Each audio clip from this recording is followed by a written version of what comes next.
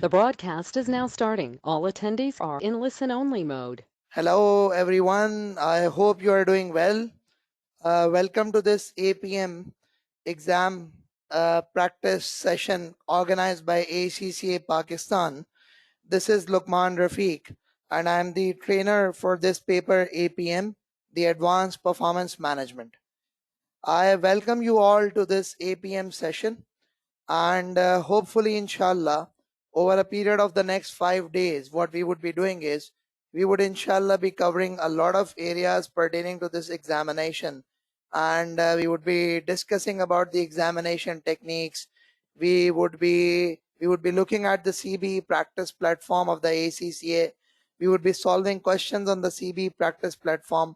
So there is a lot to be offered at the end of, there's a lot to be offered during this 5 day session, and I'm hoping that at the end of this 5 day session you would be in a situation, you would be in a position that you would actually be telling me that we have actually really learned a lot.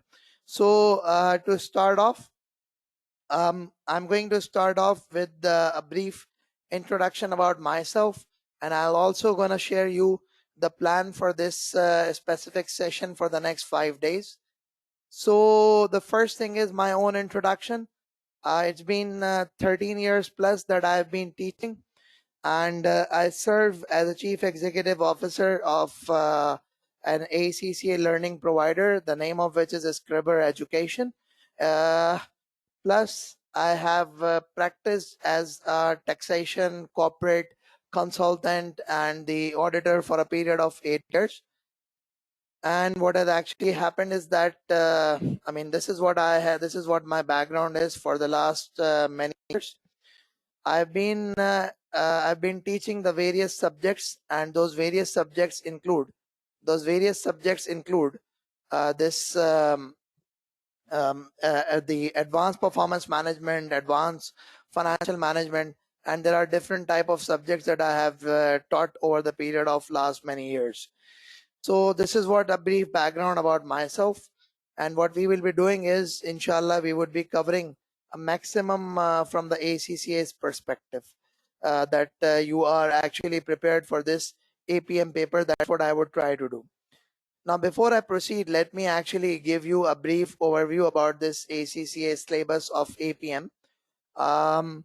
And I would also want to conduct a bit of a poll, that what exactly is your status? How many of you are actually attempting this paper for the first time? Yeah, how many of you are attempting this paper for the first time? May I know, please? How many of you are attempting the paper for the first time?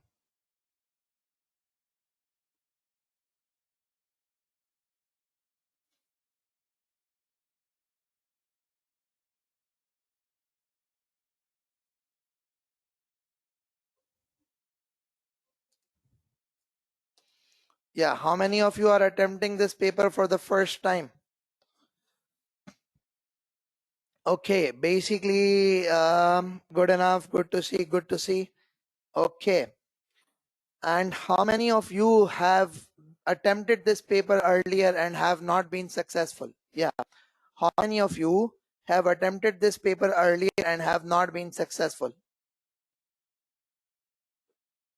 Yeah, Hazim, I have shared you with I've shared with you the group which is going to be used for this specific webinar question and answer session. Okay, now there are students who have attempted this paper earlier. There are students who are attempting this paper for the first time. There is something that I would want to know from those people who have attempted the paper earlier, that what has been the reason for your failure? What has been the reason for your failure? Why have you not been able to pass the paper earlier? Yeah, for those of you who have attempted the paper earlier, I would want to know that what has been the reason which you unfortunately you could not pass the paper earlier. What has been the reason?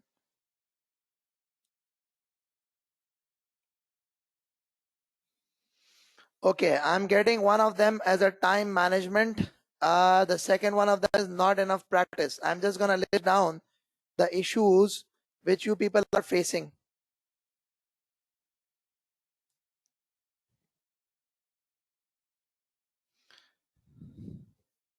Okay, so one of the reasons is basically a student mentioned that time management, the other one of them is not enough practice. The third student is basically lack of CBE practice. So that has also been one of the reason. Then what happens is that difficult to know, but one of them is time management. Okay, unfamiliar with CBE.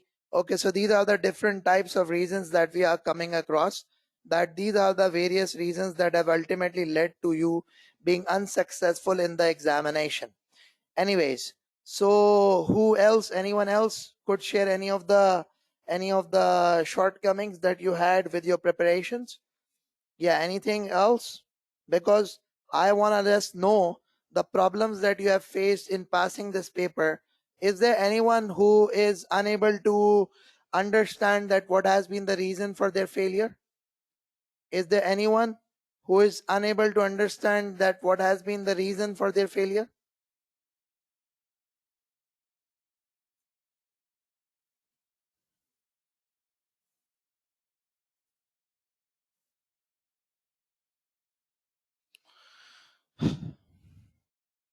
Okay, good enough. Now, let me guide you something.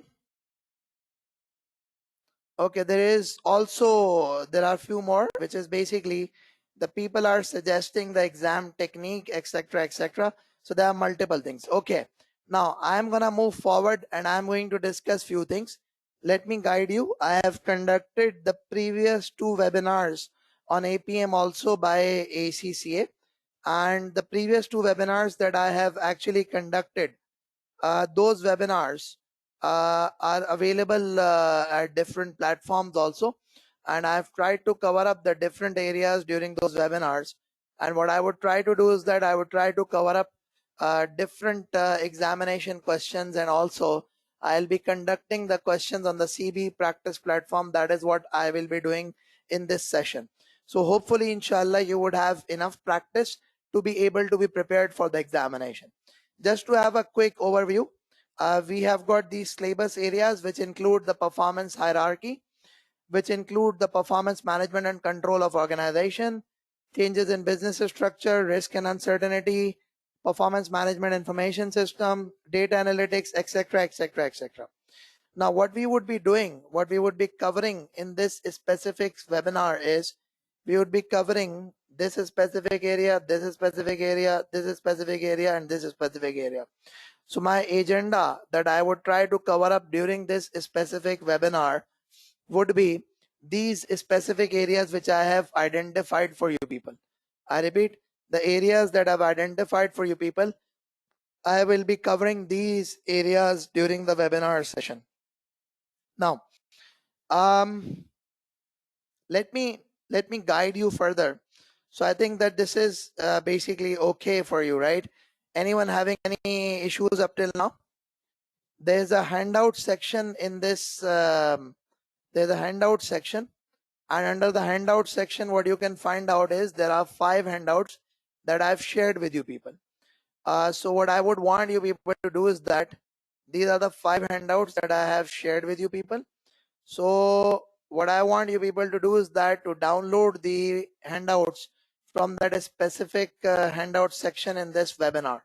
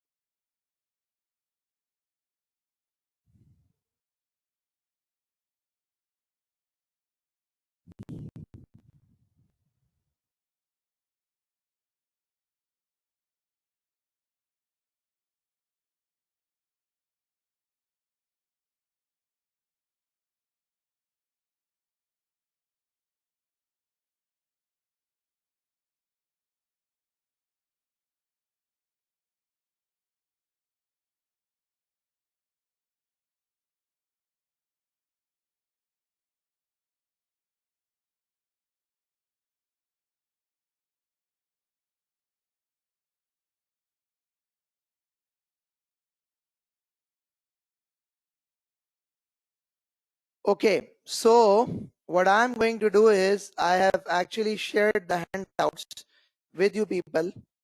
Okay, there is no link of the handouts. The handouts are actually there in this webinar window. You can download the handouts from the webinar window. So basically, let me basically share. Okay, those people who are unable to join, I repeat, those people who are unable to join may actually message me, and I can help you in joining the group. I can help you in joining the group. So those who are unable to join may actually message me, and I'll help you join.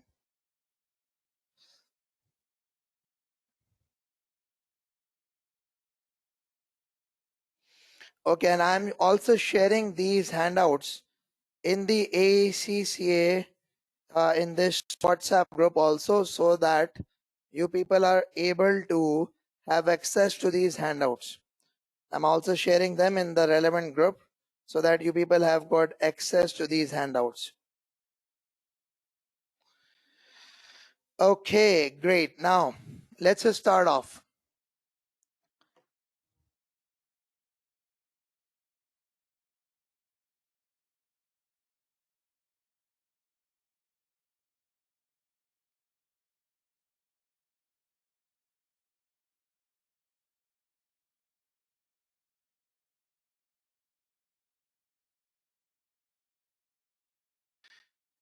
Okay, so what we are going to do now is that we are going to start off the performance management hierarchy.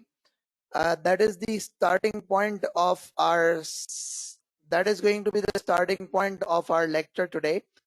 That we are going to start off with the performance management hierarchy, because I want you people to know about this performance management hierarchy. I've shared with you people some of the articles, and those articles actually cover up. I repeat, those articles actually cover up. What do they cover up? They cover up the different aspects of the performance measurement, which are going to be discussed right now. I'll be going through this performance management hierarchy first, and then the next thing is that I'll be going through the examination questions. And in the meantime, if anyone has got any queries, you may actually ask the question, and I'll be happy to answer those questions. So let's start off, I guess. And okay.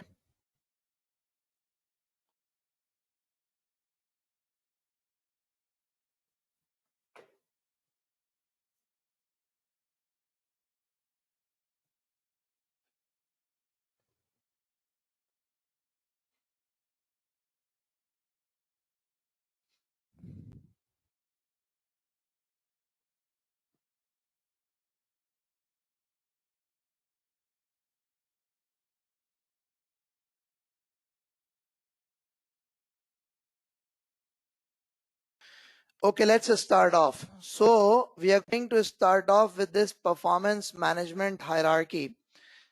And before I go on, I always discuss one aspect with respect to APM. That a lot of the students, they are unable to understand that what exactly is this paper APM. So if I could tell you that what exactly is this paper APM all about, let me explain to you, let me guide you. I always tell my students that APM, in order to understand APM, you need to think as if you are running your own business. I repeat, whenever you are actually studying APM, you got to think that you are running your own business. What exactly do you mean by this, that we are running our own business? So when you run your own business, you look after every single aspect of the business. What is that every single aspect of the business? Whether that be the finance of the business, whether that be the HR of the business, whether that be the marketing of the business, whether that be the sales of the business, whether that be the production department, whether that be the research and development department, whether that be the information technology, whether that be the relationship with the government, that be the relationship with the suppliers, whether that includes your relationship with the customers, almost every single thing, you actually look after your own. So I repeat, whenever we are conducting our own business, what we always want to do and what we always try to do is that we make sure that we make sure that we look after every single aspect of the business, whether that be finance, whether that be HR, whether that be marketing, etc., etc., etc. We look after every single aspect of the business. Now, let's try to have an understanding of this. Just like I'm telling you that you look after every single aspect of the business. So for the APM, you need to understand that this APM includes everything that I have mentioned here. I repeat. So what I would tell you is that this APM includes every single thing that I have told you here, which is that if you want to actually study APM, so studying of the APM would mean that you would be looking after, you would be studying finance, you'd be knowing how to handle finance, you'd be knowing how to handle HR, you'd be looking at the handling of the marketing aspects, the sales aspect, production, quality, government, suppliers, customers, every single aspect of the business you'd be looking to control, you'd be looking to manage that aspect of the business. Now, so when we talk about this APM, so I have told you that you have to make sure that you are running your business and every single aspect of the business that we generally consider is covered up in the APM also. Now, so a very important aspect with respect to this APM is called the concept of performance measurement and called the performance management, because a lot of people, they actually get confused with respect to performance measurement and with respect to performance management. So it is also important that when you are studying APM, you understand these aspects, that what a performance measurement is and what a performance management is. Let me guide you with respect to it. When we talk about measurement of the performance, the measurement of the performance is actually quantifying performance. The measurement of the performance is actually quantifying performance. And when it comes to management, the management is basically a broader perspective. The management is a broader perspective. The management is a wider terminology. It's a bigger terminology as compared to the performance measurement. So if you have to understand the management, you need to think that the management is just ensuring that the organization, I repeat, management is ensuring that the organization is able to achieve its objective. I repeat, that the organization is able to achieve its objective, that is going to be considered as management. So when we talk about the concept of this performance measurement and performance management, so measurement actually means you quantify the performance. And when we talk about the management is a broader aspect which is ensuring that the organization is able to achieve its objective. That is what the management concept is. So when we talk about this concept of the performance measurement, or try to understand this thing, that this measurement is part of management. I repeat, try to understand this thing, that measurement is part of management.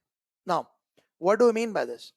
This actually means that the measurement, you measure the things, you measure the performance, you get an idea of the performance.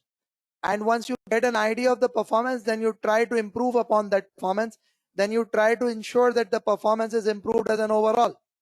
So when it comes to the performance measurement, when it comes to the performance management, measurement is a smaller terminology, management is a bigger terminology. Measurement is part and parcel of the management, and management means overall performance of the organization.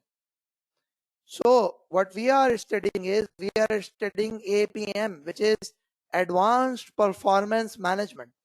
That means in order to study APM, you need to understand that measurement is going to be something that is going to be a critical part, because measurement would help you manage. Measurement would help you manage.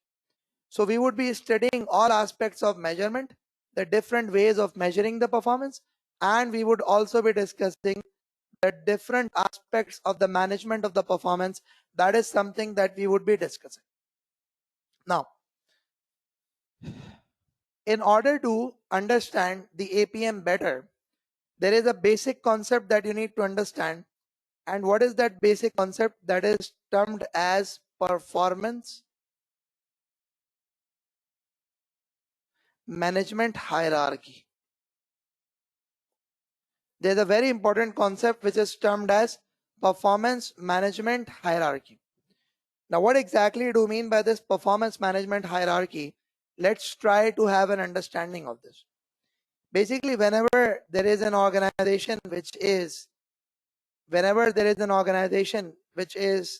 incorporated or the organization starts, the starting point of the organization is a vision, and the next aspect of the organization is the mission. So there is a vision, and the next aspect of the organization is the mission. The third aspect is called the objectives. The fourth aspect is called the critical success factor.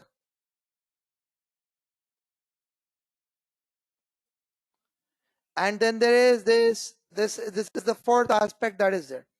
So if I talk about the performance management hierarchy, that means I'm talking about a hierarchy which is going to tell us that how the performance of the organization is going to be managed. So I repeat, I'm talking about how the performance of the organization is going to be managed. So basically, in order to understand the management of the performance, you need to understand that there is this hierarchy which needs to be followed. There's this hierarchy which actually needs to be followed. So if this hierarchy needs to be followed, so what exactly is the starting point of the hierarchy? The number one of them is a vision. What is the vision? The vision actually means the ultimate goal. The vision actually means the ultimate objective for which the organization is basically incorporated. So I repeat, when we talk about the vision actually reflects the ultimate goal.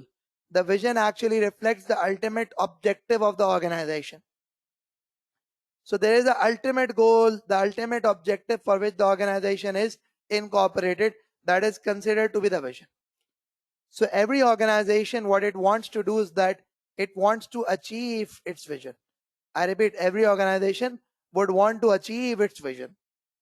And in order to achieve its vision, there is a mission statement. In order to achieve its vision, there is a mission statement. And what is actually covered in the mission statement is that there are three things which are covered in the mission statement. Broadly, the mission statement tells you how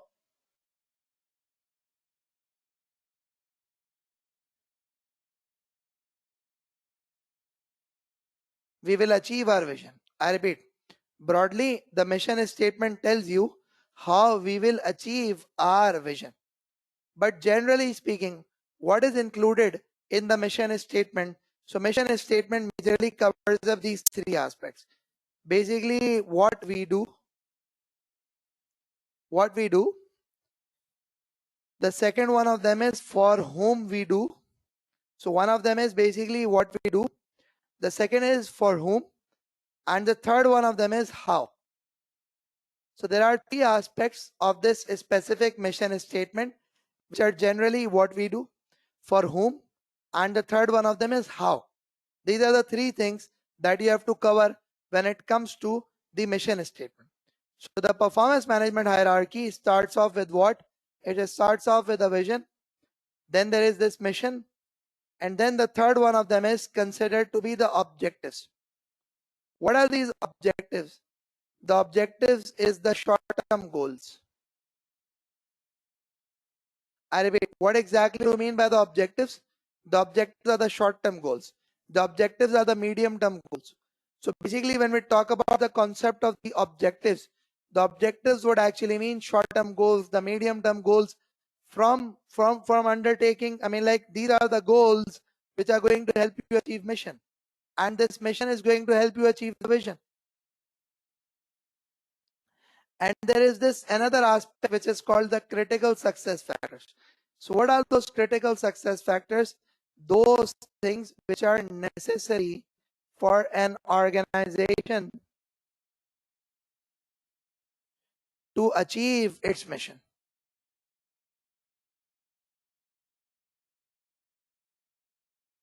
So those things which an organization must do in order to achieve its mission, that is going to be considered as the critical success factor. So when I talk about the concept of critical success factor, what exactly do you mean by critical success factor? Try to understand that. The concept of the critical success factor is that critical success factors are those things that an organization must do. I repeat, the critical success factors are those things that an organization must do in order to be able to achieve its mission and ultimately its vision. So basically, whenever we talk about any organization, always remember, what do you want to manage? You want to manage the performance. And for you to be able to manage the performance of the organization, there is something that you need to understand. I repeat, for you to be able to manage the performance of the organization, there is something that you need to understand. And what is that something that you need to understand? It is actually that this is the performance management hierarchy. This is the performance management hierarchy which exists, and you need to keep this thing in mind, because ultimately, if the CSF is going to be met, the objectives will be achieved. If the objectives will be achieved, the mission will be achieved. If the mission will be achieved, the vision will be achieved, which is the ultimate goal, which is the ultimate objective for which the organization is incorporated, which is the ultimate goal, the ultimate objective for which the organization is incorporated. That is something that you would have to keep in mind. Now, is that okay to everyone? Is that okay to everyone?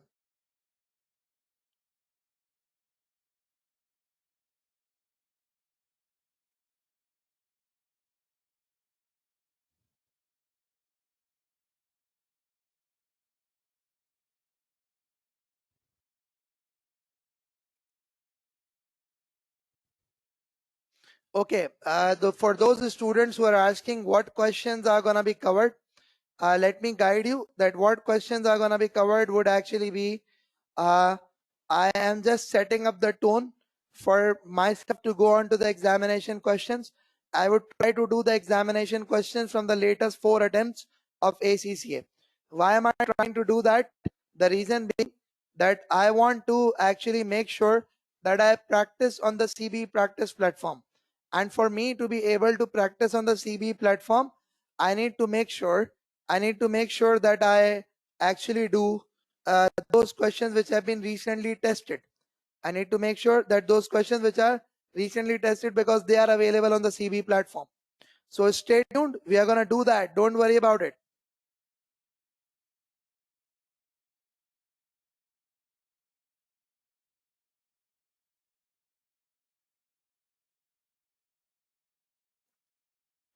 Okay, let's just start moving further.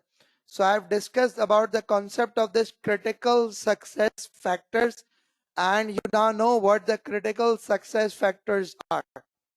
Let's move, let's discuss, let's move a bit forward.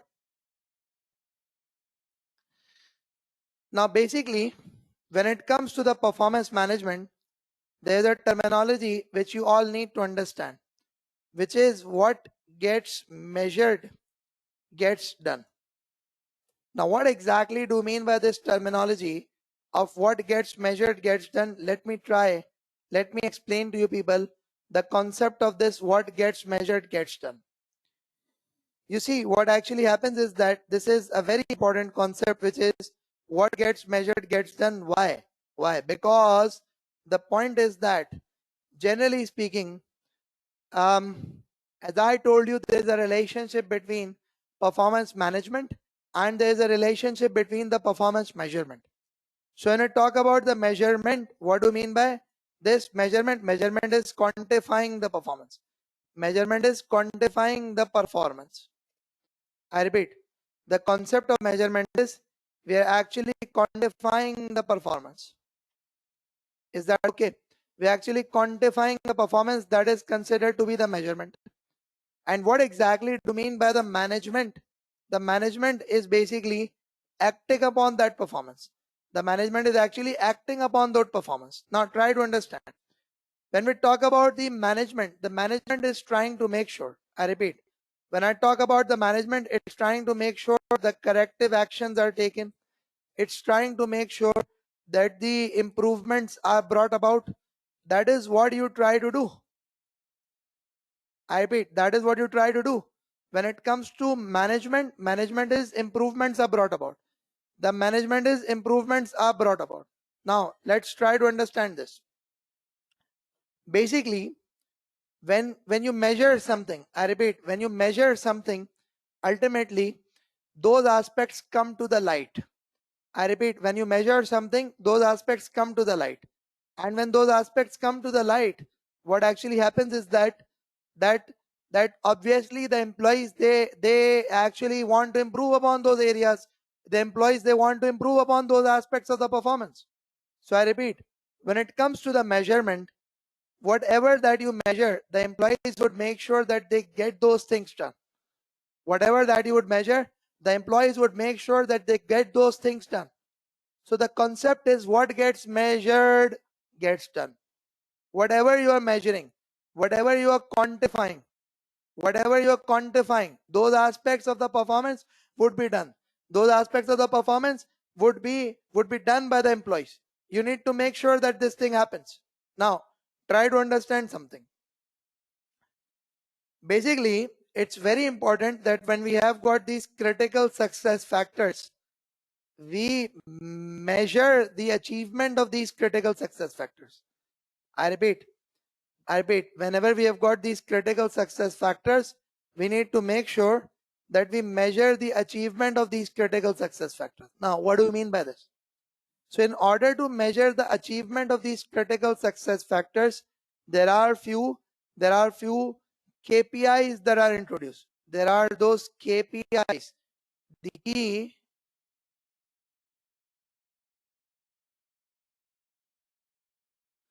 performance indicators. I repeat, the key performance indicators that are actually introduced. So what exactly do you mean by this? It's called KPIs. So try to understand this thing, that when you are measuring the performance, I repeat, when you are measuring the performance, so you got to make sure that the critical success factors are those things that the organization has to do. And if the critical success factors are those things that the organization has to do, so you need to measure the achievement of those CSF. You need to measure the achievement of those CSF. And the achievement of those CSF would actually be achieved by, the achievement would be basically measured by the KPIs, the key performance indicators. And the key performance indicators are going to be what? I repeat, the key performance indicators are something that you would have to introduce in order to measure the performance of the organization. So basically, a very important aspect of the performance measurement is that in addition to the CSF, you need to understand the concept of KPIs also. So now, the concept that we need to understand is that what exactly are these KPIs? The concept that we need to understand is what exactly are these KPIs? So when I talk about the KPIs, there are actually two types of KPI. What are those two types of KPI? Try to understand. The KPIs could be financial. The KPIs could be non-financial. I repeat, when we talk about the performance indicators could be the financial performance indicators, and the performance indicators could be non-financial performance indicators. What are these financial performance indicators? What are these non-financial performance indicators? Try to understand that.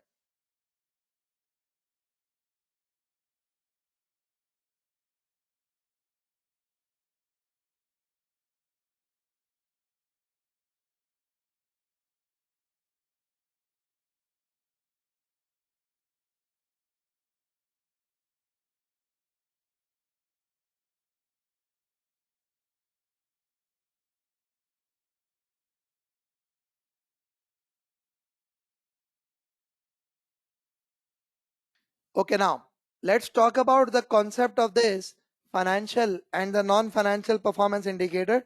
I told you people that when you have to measure the performance of the organization, you can measure them using the financial performance indicators and you can measure them using non-financial performance indicators. When we talk about these financial performance indicators, what exactly is the concept of the financial performance indicator? The concept of financial performance indicators is that, I repeat, the concept of financial performance indicator is you use an entity's financial statements. I repeat, what you do is that you use the entity's financial statements to measure the performance. I repeat, what you do is that you use the entity's financial statement to measure the performance. Now, what do we mean by this? This would actually mean that all those ratios which can be calculated using the financial statement. Now, what do we mean by this? That means whether you talk about the profitability ratios, you talk about the liquidity ratios, you talk about the gearing ratios, you talk about the efficiency ratios, all of these ratios are considered to be financial performance indicators. So what you do is that you try to see how well the organization has performed from the perspective of the financial aspects. That's one thing. Now what next is there? The second aspect is the non-financial aspect. I repeat, the second aspect is the non-financial aspect. And when we talk about the non-financial aspect, this would actually mean that every single thing which is not covered in financial statement. I repeat, when we talk about the non-financial aspect, this would mean every single thing which is not covered in the financial statements. What do you mean by this? This would actually mean that the customer satisfaction, this would actually mean the quality of the goods, this would actually mean the brand image, etc., etc., etc. So those aspects of the performance which matter but which are not covered in the financial statement, they're going to be considered as non-financial aspects. So they're going to be considered as non-financial aspects.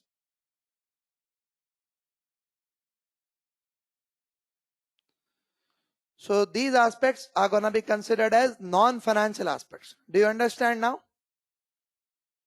Okay. I'm going to just look at the various questions that have been asked. The questions that have been asked are what?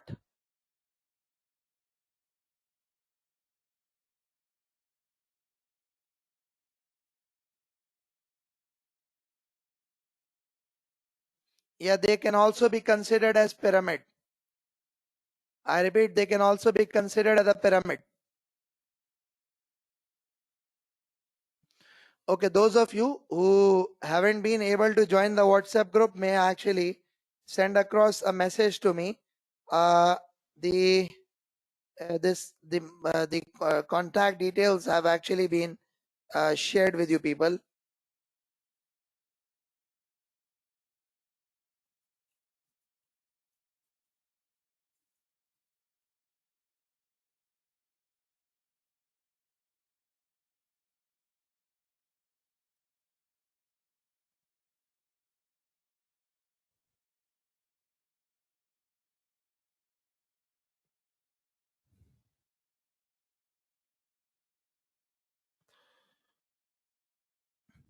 Okay, good enough. So basically what happens is we are talking about the performance measurement hierarchy, and with respect to the performance measurement hierarchy, we have understood this concept that this could actually be the financial, there could actually be the non-financial aspects. These are the various things that you actually have to cover up when it comes to the performance measurement hierarchy. Now, let's move a bit forward. Let's discuss further. Let's talk about the other aspects of this performance management.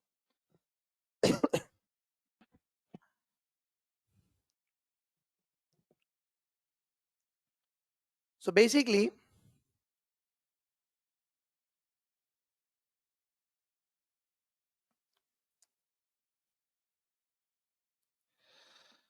in order to measure the performance of the organization, over a period of time, different models have been introduced. Over a period of time, different approaches have been adopted. So those different models, so those different approaches that have been adopted, amongst them includes one of the approaches which is called the Balanced Scorecard. Amongst them, one of them is called the Balanced Scorecard. Now, what exactly do you mean by Balanced Scorecard? So from the perspective of the Balanced Scorecard, what we do is that we measure the organization's performance from the 4 different aspects. What are those 4 different aspects? If I could just tell you those 4 different aspects, those 4 different aspects include what? Those 4 different aspects include, number one of them is the financial perspective. The second one of them is the customer perspective. The third one of them is considered to be the learning and growth perspective. And the fourth one of them is the internal business perspective. The internal business perspective.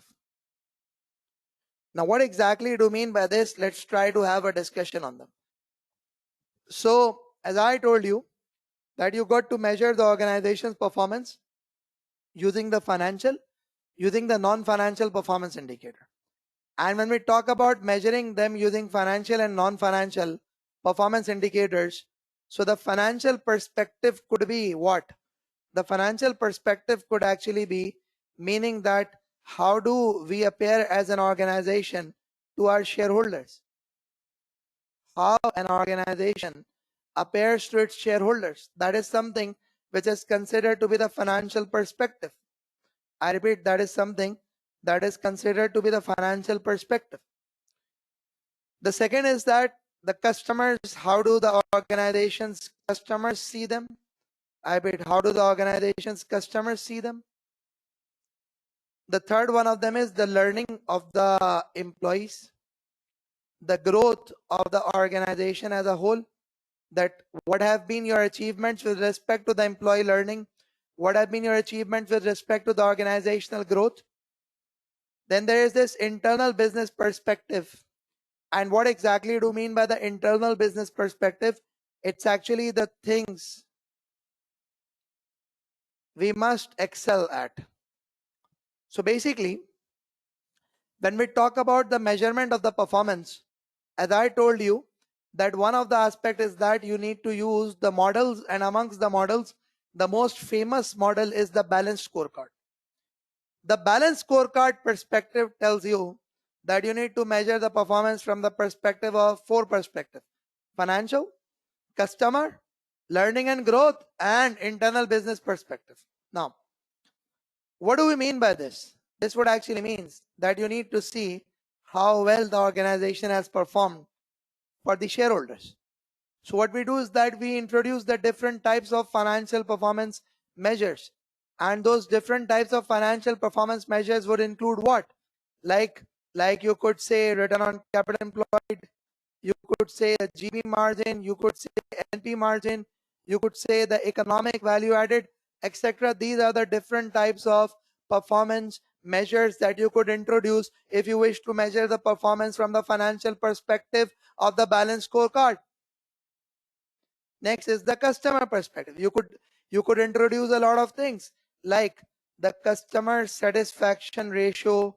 You could say the customer retention ratio. You could say that the complaints. You could say the sales growth, etc., etc., etc. There could be different types of things that you could talk about.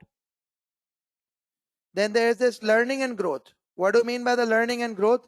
It's the organizational learning, the employee training. How much as an organization have you invested in the employee training? The learning and growth could be when we talk about, as I told you that we talked about the employee training, we talk about the organizational growth, number of new products,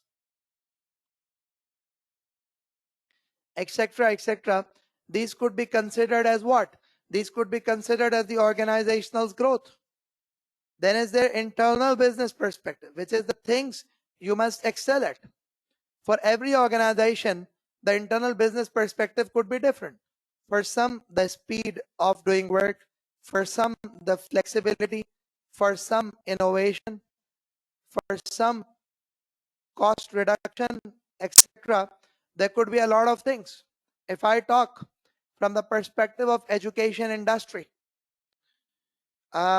with ever since COVID has come in, so all those who never accepted the online education as a good medium have also ended up accepting the online education, whether that be the students, whether that be the tutors. Everybody has accepted it. Why? So let me answer you the question why. Because everyone knows that's the only solution. But considering this to be the only solution, the problem that has arisen is those established institutions, those established organizations which relied upon physical campuses, those established institutions which were having a monopoly situation have now come to a situation where the new entrants are coming in every day, every day. Why? Because every tutor who can teach is now an institute, is now a college. They've given a very tough time to all those colleges which used to enjoy a monopolistic situation. So what do those colleges have to do? So ideally speaking, the first thing is to hire those teachers. The second thing is that the financial arrangements are required to be changed. The third thing is that the additional services are required to be provided, including mocks, including notes, including revision lectures, including a lot of things. So what is it? That's an internal business perspective, the things that you must do in order to excel.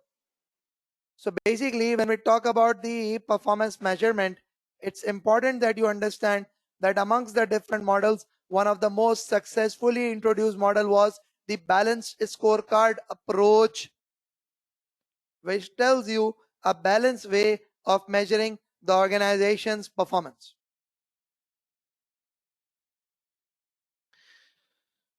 So is everyone okay till now?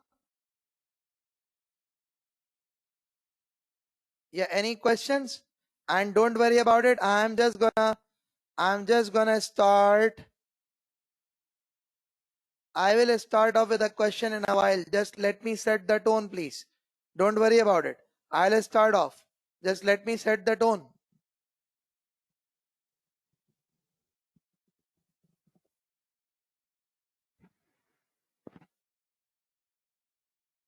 Yeah, the internal business perspective itself is a critical success factor.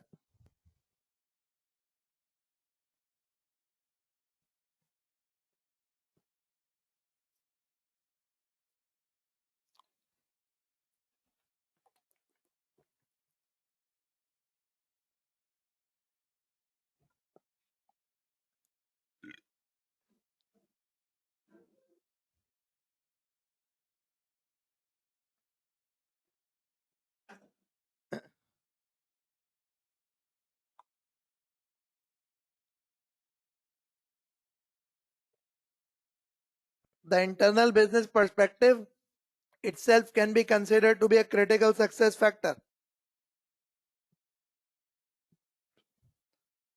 Stop कर दे और फिर दोबारा recording दबा देना उसकी भी.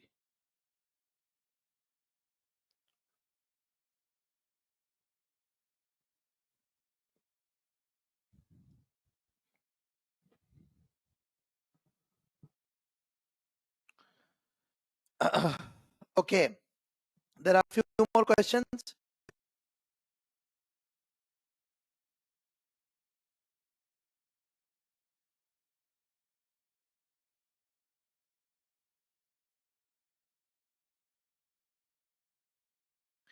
Okay, so basically, what is it?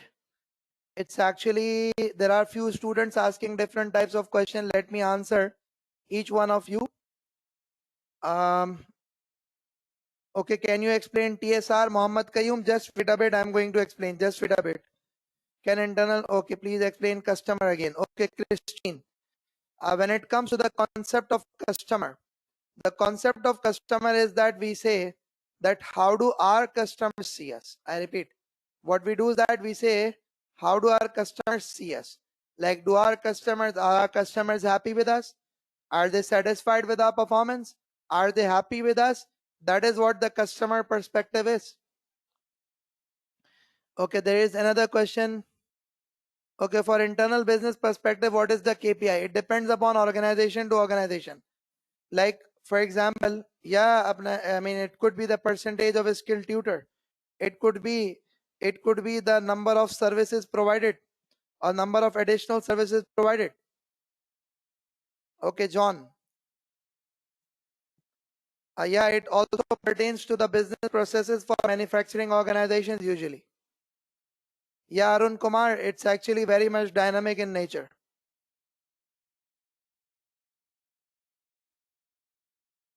Okay, now Munibur Rahman, no, internal perspective, internal business perspective is not necessarily considered to be a financial aspect. No. Okay, Zuhair Hassan, just wait a bit.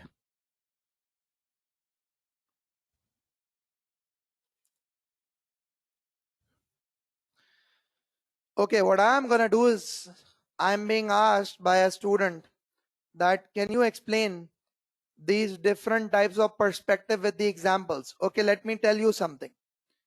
That if I have to explain to you with examples, let's try to understand them. That basically, for example, let's take an airline industry. Let's take an airline. Let's take an airline. And what we would do is that we would say that what could be the different types of perspective, what could be the different types of financial performance indicators, non-financial indicators for the airline. Let's try to understand. The number one of them is basically, it says financial perspective.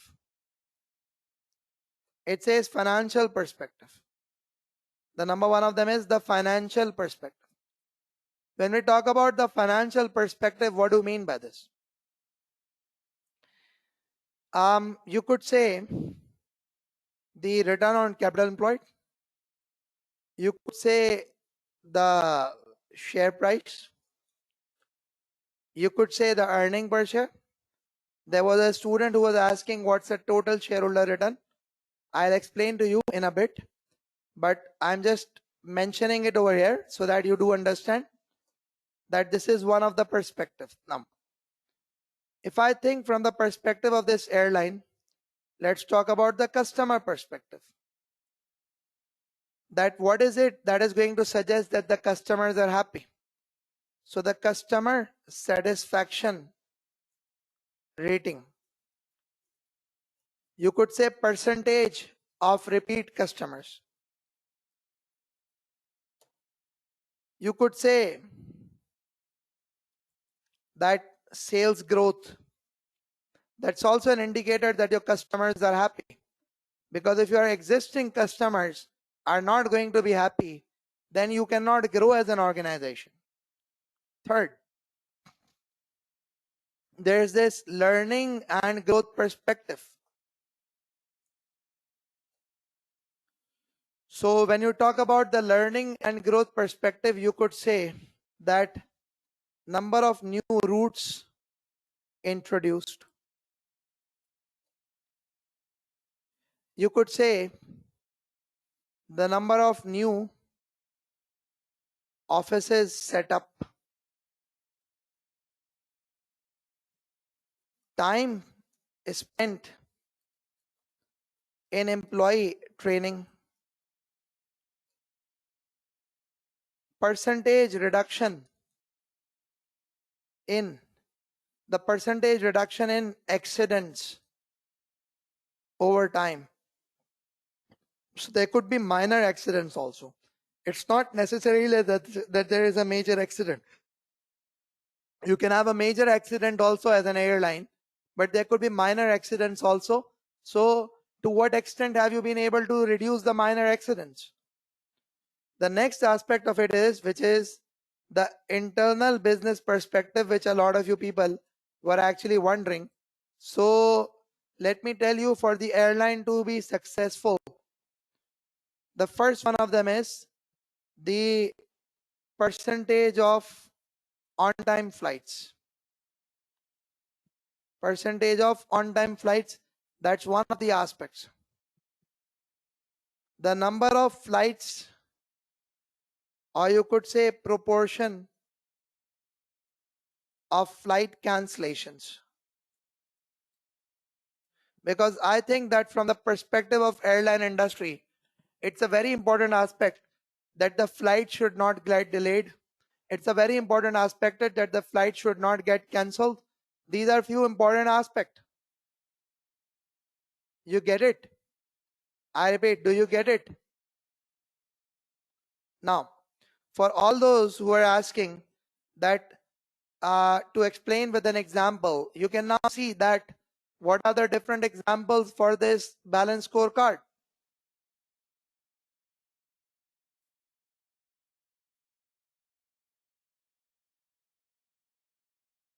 Okay, Hazem, with respect to advantage and disadvantage, just wait a bit. I'm gearing up for the exam question. I'm not going into complete detail of balanced scorecard. I'm just trying to gear up for the examination question. Yeah, number of flights sold, tickets sold. Okay. Okay, Muhammad Qayyum, reduction in number of complaints, yes. Can sales growth to be taken as financial perspective? Yes, it could be taken, but it's more to do with the customer satisfaction. Okay, there is this student Sagara Jaisinghe who has requested me that can you just do the same for the hotel? Can you just do the same for the hotel? Okay, let me give you a bit one. I mean, like I won't do much. I would just do simply uh, one measure each for the hotel. For the hotel, I would go for the profit margin. I would go for again economic value added could be one of the good measures. I am not going for return on capital employed because generally, with respect to the hotel industry, they usually don't own the hotels. I repeat, they don't usually own the hotels, so I'm not going for EVA. So that's one thing. Now, the repeat customers and the hotel rating, number of new services launched, different packages. The fourth one of them is with respect to the internal business perspective. So internal business perspective is that um, what is it that an hotel must do? Comfort level or the comfort rating or the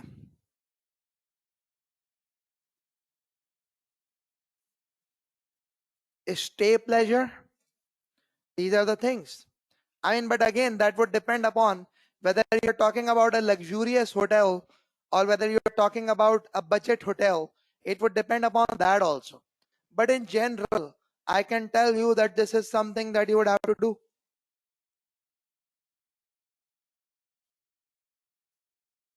Yeah, better packages to the customers.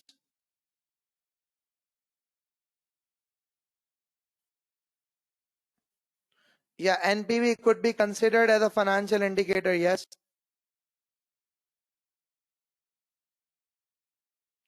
Yeah, NPV could be considered as financial indicator. Yeah, number of awards won, etc., etc. There could be a lot of things. I repeat, there could be a lot of things.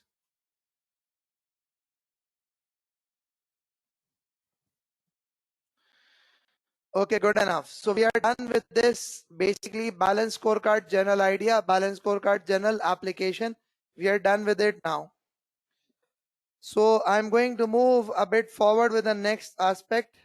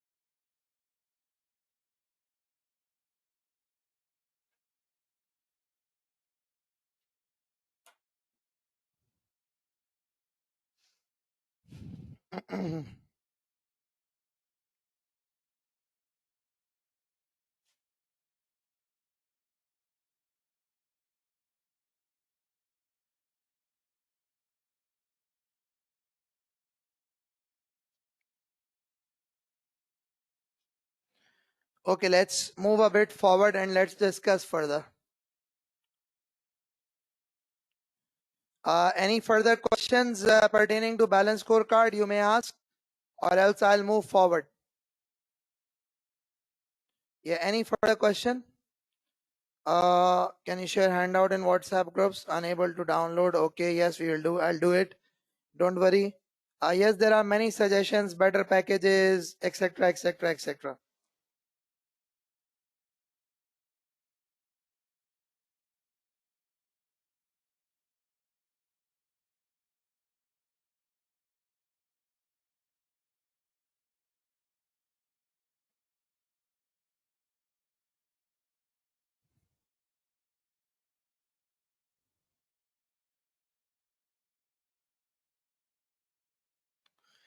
Okay, I'll just move on.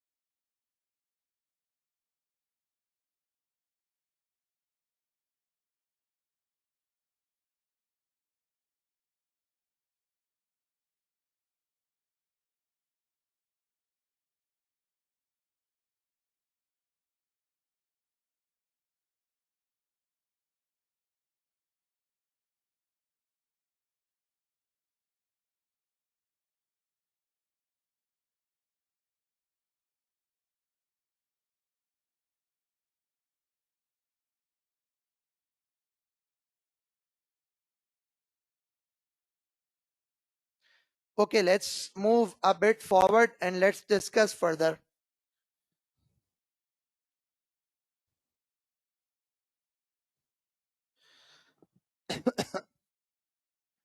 Okay, so the next aspect, the next thing that we need to understand is basically the concept of, I repeat, the next aspect that we need to understand is the concept of this additional model which is used, and that model is considered to be building block model.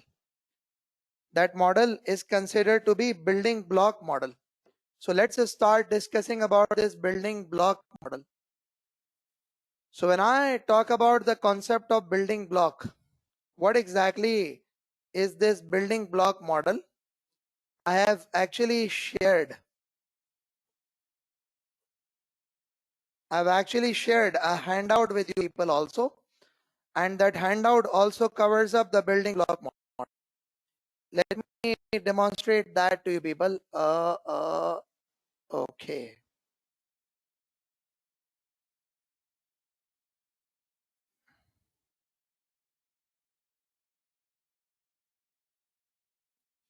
Okay, this handout covers these things. Okay, this is something that you can use later on.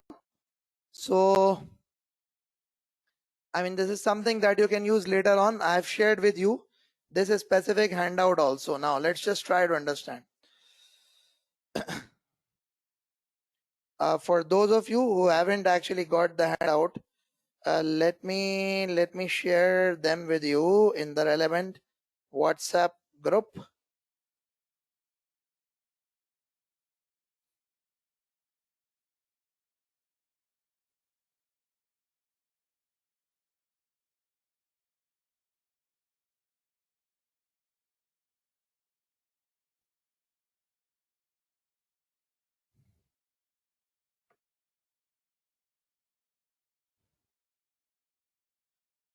Okay, so I'm going to start discussing about this building block model, and I'll tell you what exactly is this building block model all about. Let's try and understand. Basically, this is another one of those models which has been introduced for with the objective, with the intention to measure the performance of an organization in a balanced manner.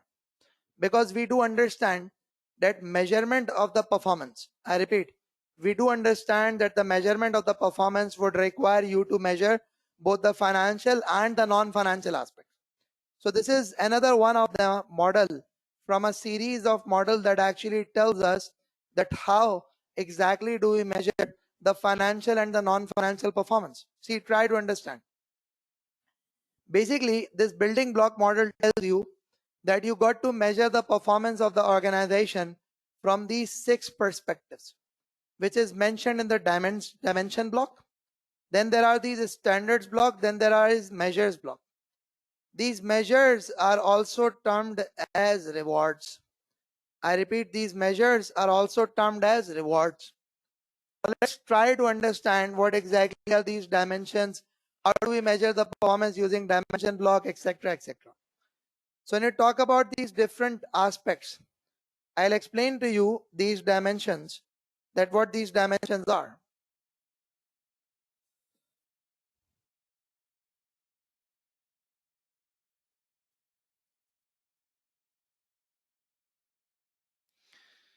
So when we talk about these dimensions, the number one of them is called competitiveness.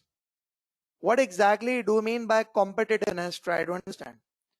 When you talk about the competitiveness, you are talking about an organization's market position. I repeat, when you are talking about competitiveness, you are actually talking about an organization's market position. That what exactly is the position in the market? What is our market share? What is our market position? How is our competitive position? So the first one of them is, which is actually the competitiveness. The concept of competitiveness is it's actually market position. The second one of them is the financial performance. When we talk about the concept of financial performance, you know the thing that the financial performance is, you're talking about how the organization has performed for the shareholders. The third one of them is the quality of service. The third one of them is the quality of service. And when it comes to the quality, there is no single definition for the quality. A quality means that the satisfaction of customers, quality means better than competitor. That is all considered to be quality. So there is no single definition. It could be better than competitor. It could be satisfying the customer needs. All of this is gonna be considered as a quality. Then there is this flexibility. The flexibility means adaptability to change.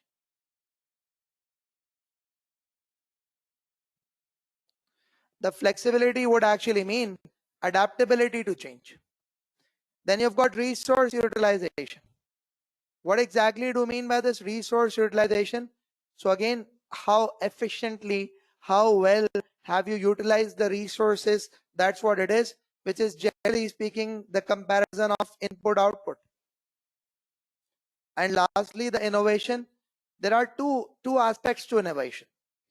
Whenever you have to understand innovation, always try to understand that there are two aspects to innovation. What are those two aspects to innovation? One of them is innovation actually means that you do something new,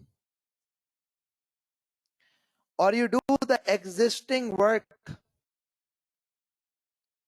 in a new manner.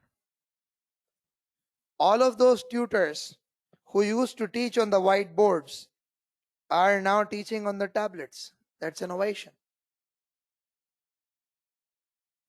That's innovation. So what happens is that ACCA was at the risk of conducting the examination. What did ACCA do? They simply introduced remote examination. That's an innovation. Although SIMA was the leader in doing it, but again, it's an innovation. Again, it's something new. So it's an innovation. It's new for the public. It's new for the market. You understand that? So when we talk about the concept of this building block model, it tells you that we would tell you that how to measure the performance, and to measure the performance you need to make sure that you follow these 6 dimensions, which is competitiveness, financial performance, quality of service, flexibility, resource utilization, and innovation. These are the 6 things that you have to focus upon. Now, if I could tell you the various types of performance measures which would be introduced with respect to these different things, so try to understand. The competitiveness could be measured using market share. The competitiveness could be measured using revenue growth. The competitiveness could be measured using market share, revenue growth, or even the brand image. If you do a survey with respect to the brand image of your organization, you can measure the competitiveness using that also. When we talk about the financial performance, it could be done using all of these aspects, which includes ROC, ROI, the EVA, EPS, share price, etc., etc., etc. This is something very easy for you all to do. Then there is another aspect. What is that aspect? That aspect is basically, there is another aspect. What is that? The quality of service. So the quality of service could be, again, you could say warranty claims. I repeat, what can you say? You can say warranty claims, sale returns, the complaints. All of this could be an indicator of the poor quality. So how well an organization has performed, you can do these things, which is warranty claims, etc., etc. Then there is this another aspect, which is what you can do is that you can say that flexibility. I told you people that flexibility is adaptability to change. Flexibility is adaptability to change. There could be many things. Like you could measure the number of customizations, the different variants of products or services. That could also be the case. Then there is this resource utilization. When we talk about the resource utilization, what could be? It could be the input-output ratio.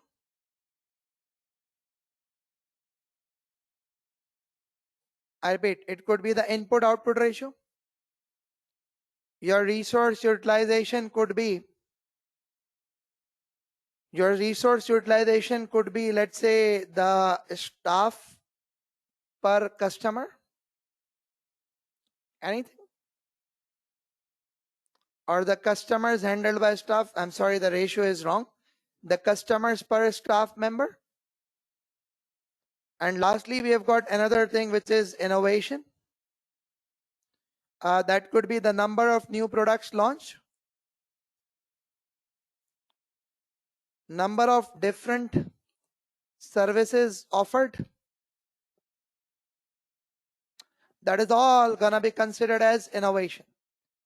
So when it comes to the building block model, one of the blocks of the building block model is the dimensions block, which tells us the dimensions, which tells us the aspect against which the performance of the organization is to be measured. What next is there?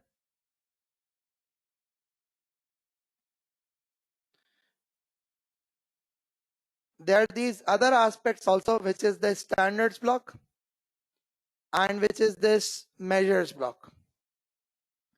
So what does the building block model says with respect to the standard block? Let me copy it. Let me tell you further about it. So if you apply this building block model, what does it tell us? It says that when you will be measuring the performance, you will be introducing the KPIs, or you're introducing the performance indicators. So when you are introducing the performance indicators, you got to make sure that you follow these standards. I repeat, you got to make sure that you follow these standards. What are these standards? These are the standards of ownership. What do you mean by this?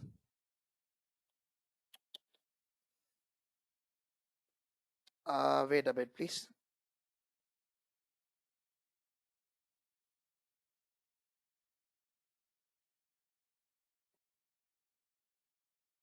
Okay, these are the standards of ownership. Ownership means those people whose performance is being measured, they should know. I repeat, those people whose performance is being measured, they should agree. They should agree that, okay, you measure my performance using XYZ. Like, for example, if I've got, I repeat, for example, if I've got my sales manager, for example, if I say I've got my sales manager, and with respect to that sales manager, I tell you people that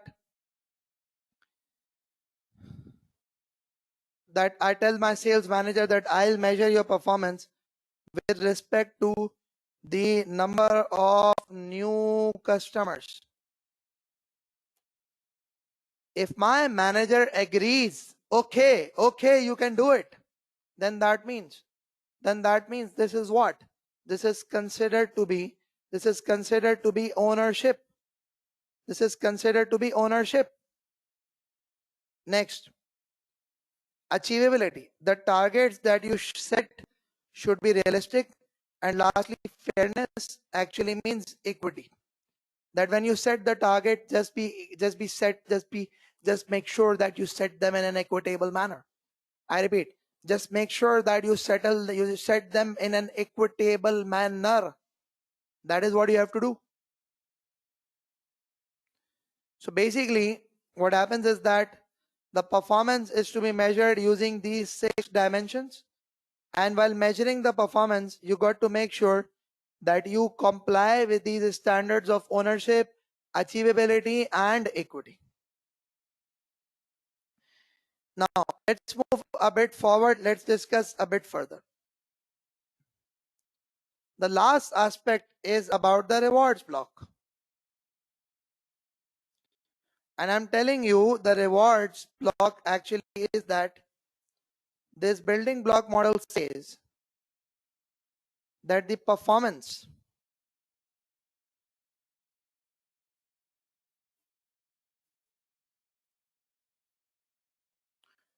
should be rewarded. and the rewards should be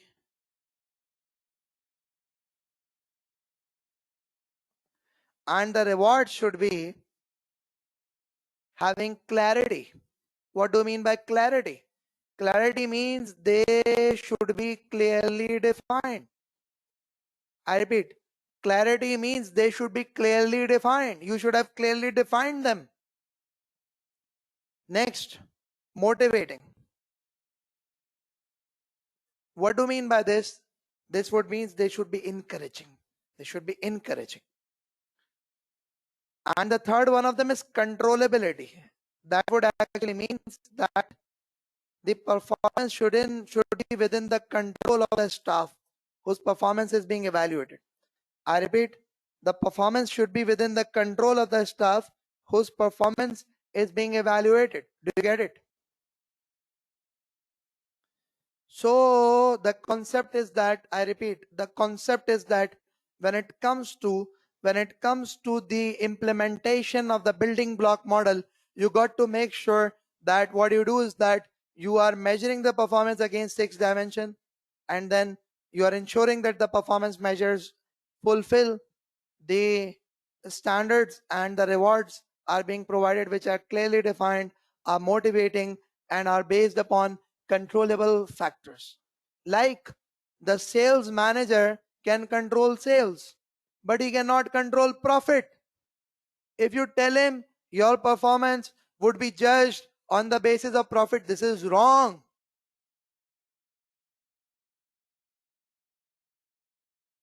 So what we have done is we have gone through the building block model. We have recalled the building block model.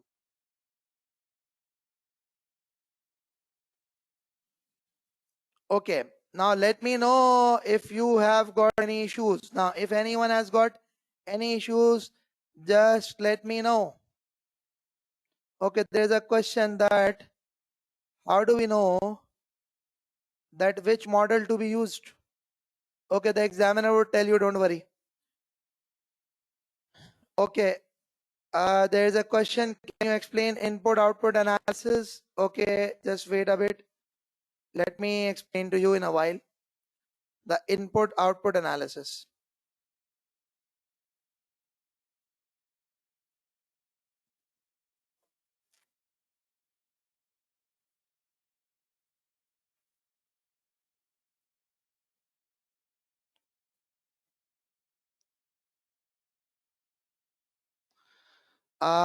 Like for example, normally you take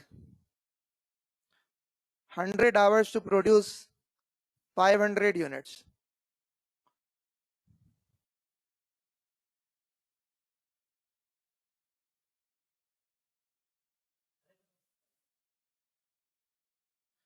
Normally what happens is if you take 100 hours to produce 500 units, and if you now take 90 hours to produce this 500 units, so this is better resource utilization, right?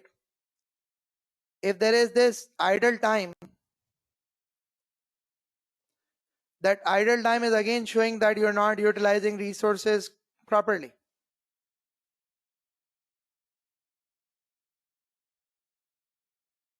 Okay, Zuhair Hassan, flexibility is adaptability to change. Innovation is introducing new product, and with respect to the other models, usually the flexibility and innovation are the same. But with respect to building block model, when it comes to flexibility, you would rather more talk about the speed of change. With respect to the flexibility, you would talk about the speed of service, the improvement in the service. That is what the flexibility is going to be.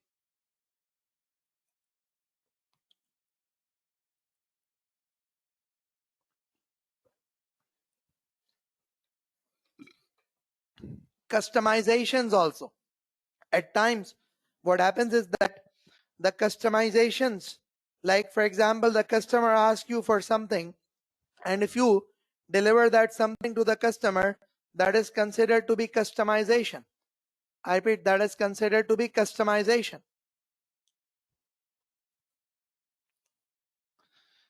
Okay.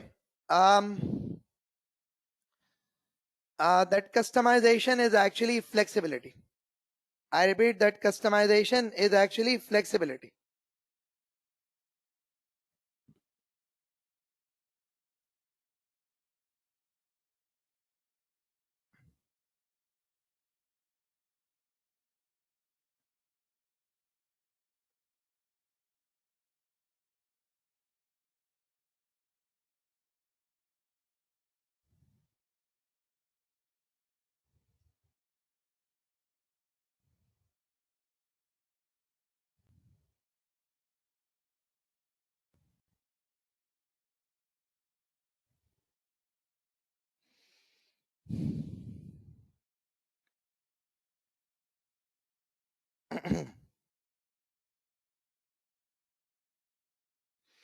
Okay, Rebecca, are you done with this input-output analysis?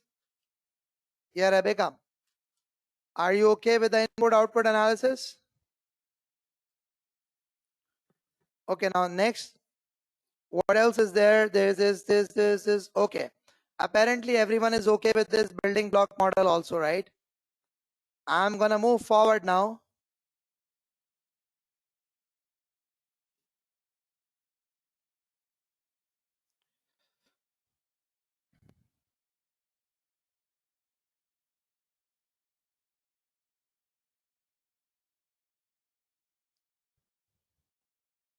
No. Okay, we'll do this performance pyramid first, and then once we are done with the performance pyramid, we would take a short break, and once we come back from the break, we would start discussing an examination question on the performance pyramid. Just wait a bit.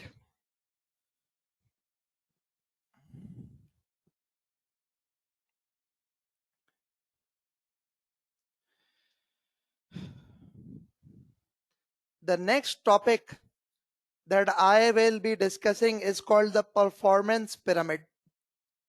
Now, what exactly is this performance pyramid? Performance pyramid is also one of the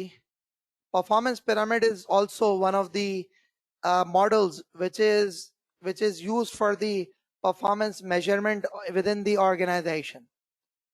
What happens under this model is that you measure again the organization's performance from the financial and the non-financial aspects, and it is also one of those models which is used very widely, especially in the manufacturing organization. Now, what exactly is there in this performance pyramid? So let's have a quick discussion about it. You have in front of you this diagram, which is actually giving you an idea about a pyramid. Now, this pyramid is the performance pyramid. This pyramid is the performance pyramid. And what actually happens is that if I could just tell you the things which are mentioned here, at the top of the pyramid, you could see the vision of the organization. And we already know that the vision of the organization is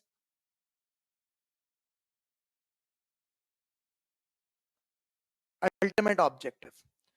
And we already know that the vision of the organization is its ultimate objective, its ultimate goal. That's the vision of the organization. The next is you've got these three layers. So you would know that generally speaking, when we talk about any organization, we don't know that there are generally three different levels within the organization. And what are those three different levels within the organization? There is this operational level, then there is this tactical level, and then there is this strategic level. So I repeat, when we talk about any organization, these are generally the three different levels that of management existing in any organization, which is strategic, tactical, and the operational. Now, let's try to understand this. Basically, what happens is that when we talk about the strategic level management, they think about organizations' long-term goals. They think about organizations' long-term objectives. That's what the strategic level management does. When we talk about the tactical level organizations management, the tactical level usually thinks about medium term. They think about medium term. And when we have got the operational level management thinks about a very short-term aspect of the organization. They think about short-term aspect of the organization. So this performance pyramid is actually constructed in this specific manner. What do you mean by this is constructed in this specific manner? This actually means that, you see, this is considered to be the operational level of the organization. This is considered to be the tactical level goals, and these are considered to be the strategic level goals. So if I could just explain to you that what exactly do these terminologies mean, because once I'm able to explain to you these terminologies, it will become easy for you people to implement them. Let me try to explain these terminologies to you so that it becomes easy for you people to implement it. Now see, what happens is that the number one of them is considered to be quality. We have discussed different models also, and we know that what quality means. So the quality actually means that you're satisfying the customers. The quality in detail, we could actually say that when you've got complaints, when you've got warranty claims, that is considered to be poor quality. When you've got complaints, when you've got warranty claims, that is generally considered to be poor quality. When we talk about the delivery, so the delivery means the delivery of goods, the commitment to deliver the goods on time, the commitment to provide the services on time. So that's basically the time for goods and services that is considered to be the concept of delivery. The third one of them is called cycle time. Cycle time is basically time taken to complete a process. I repeat, time taken to complete a process is considered to be cycle time. So the time that it takes to complete a specific process, that could be any process, whether that be a machine setup, whether that be the product packaging, whether that could be one single production run, it could be anything. So the time taken to complete a process is going to be considered as a cycle time. Then wastage. So wastage is wasting resources. What do you mean by wasting resources? So like idle time is a waste of resources. You have got material loss, that's a waste of resources. That is all considered to be waste of resources. So when it comes to implementation of performance pyramid, one of them is basically quality, delivery, cycle time, waste. How do we apply them? Just wait a bit. Try to understand these concepts, just wait a bit. What is quality? Quality is that you're getting complaints. Quality is that you're getting warranty claims. That is poor quality. Delivery, timely delivery of what? Of goods. Timely delivery of what? Of services. Timely delivery of what? Whatever that you have committed. Cycle time. It's a time taken to do a process. Wastage is waste of resources, whether that be material, whether that be labor, whether that be machine capacity. That's called wastages. Then you've got customer satisfaction. So the name suggests customers are happy. The name suggests the customers are happy with you. You have got flexibility. We have already studied the flexibility is adaptability.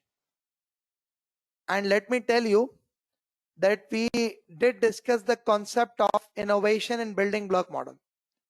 So when you talk about the concept of innovation in building block model, I repeat, when you talk about the concept of innovation in building block model, generally speaking, what happens is that in this performance pyramid, this flexibility also means innovation. There was somebody who did mention to me that the flexibility and innovation seems to be the same. Yes, they are same in the performance pyramid because there is no segregation done by the model itself. Then you've got productivity. The productivity is how well you have utilized your resources. How well you have utilized your resources. How efficiently have you utilized your resources. Then you've got a market related goal. You've got the financial objective. When we talk about the market related objective, the market goals would actually means your market share. The market goals would actually mean your market position. When we talk about the financial goal, it actually means shareholders. Now, what does performance pyramid says? Performance pyramid says that, look, if you as an organization continue to give quality goods, start delivering them on time. What does performance pyramid says? It says if you as an organization continue to deliver quality goods and on time, the customers would be satisfied. The customers would get satisfied. And if the customers would get satisfied, you'll be able to achieve your market related goal. If the customers get satisfied, you'll be able to achieve your market related goal, market related objective. And what is that? We want to be market leader. We want to be on the top. So what happens is you provide quality goods and services, deliver them on time, the customers would be satisfied. If the customers would be satisfied, what would happen is that they would actually buy more, your revenues will grow, you will be able to achieve your market objective. Then there is this cycle time. The process, the time taken to complete a process is called cycle time. I repeat, the time taken to complete a process is called cycle time. There is this wastage. You reduce your cycle time. You eliminate the waste. I repeat, you reduce cycle time, you eliminate the waste. Ultimately, the productivity would be enhanced. The productivity would be enhanced. And if the productivity would be enhanced, then your financial related goal would be achieved. If the productivity would be enhanced, your financial goal would be achieved. And what is your financial goal? To give more value to the shareholders. You get it? So the performance pyramid says if an organization starts working at this level, which is the operational level, then automatically the tactical level goals are achieved. And once these are achieved, the strategic level goals are achieved. And once you are able to achieve these goals, then you are able to achieve your vision. Once you are able to achieve these goals, you are able to achieve your vision. Now, so how do we implement performance pyramid in the organization? So in order to implement performance pyramid, you introduce performance measure at this level, this level, this level, this level, this level, this level, this level. You introduce performance measure at each one of them. You keep measuring each one of them because we know what gets measured gets done. I repeat, because we know what gets measured gets done. So now, try to understand this.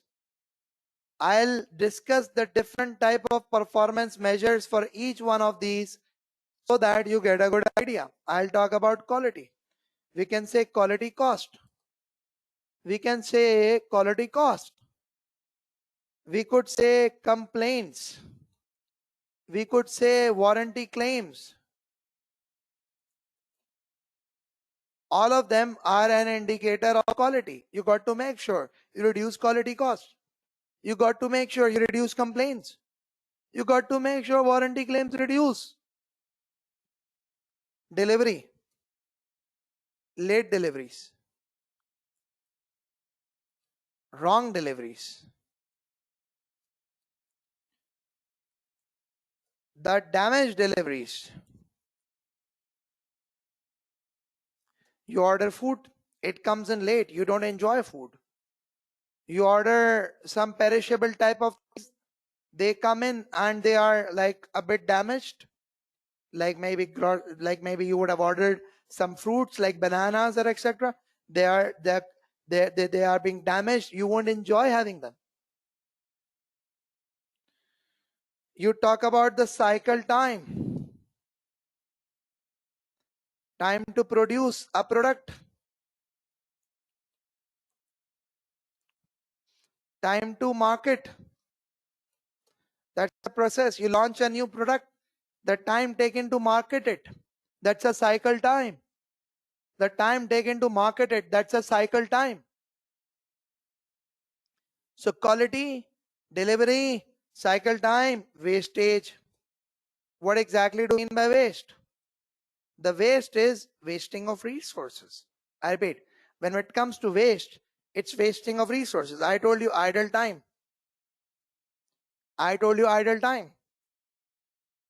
There could actually be the abnormal loss. That all could be considered as wastage.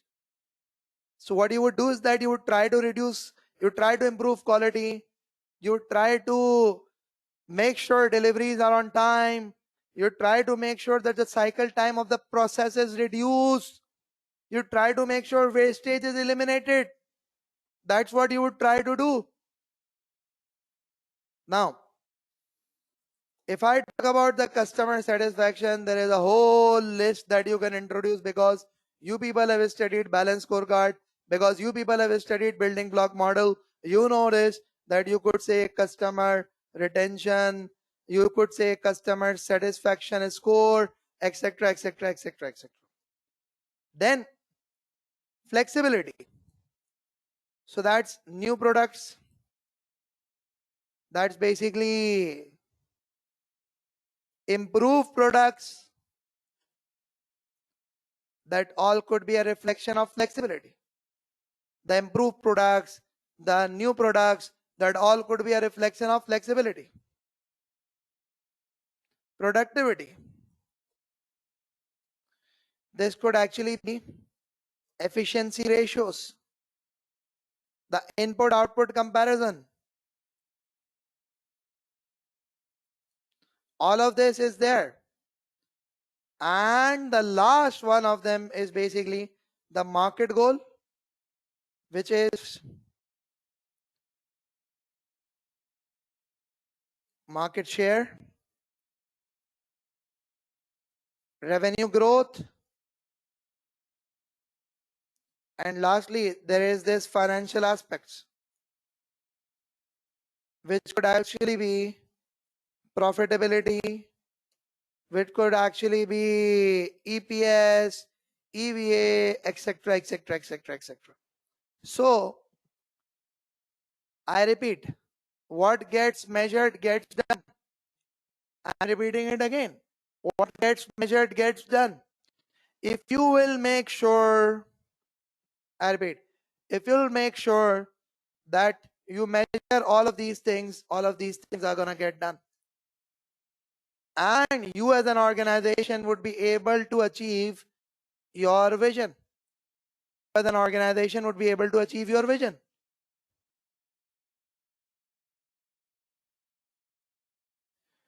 So basically, we have concluded, we have reviewed the concept of performance pyramid.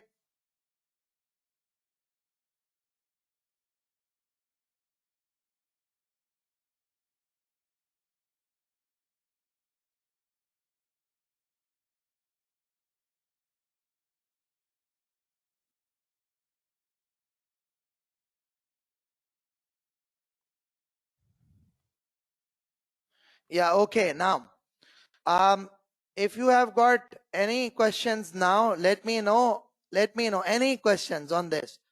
I'm just assuming that this is something that you would have actually got a very good idea of now. Okay, I can go back to the other slide. I can zoom it out also for you. Don't worry. Are you able to see the whole?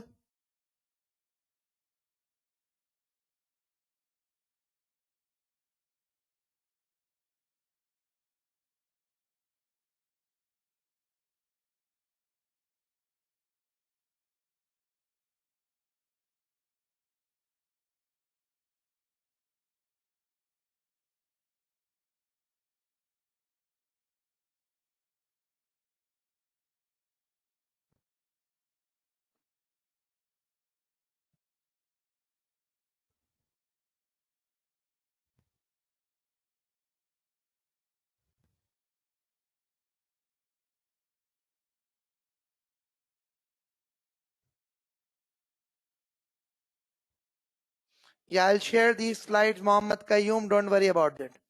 Okay, anyone else having any other questions, please let me know. Because my next step is going to be, I'll be moving on to the exam questions. I repeat, my next step is going to be, I'll be moving on to the exam question.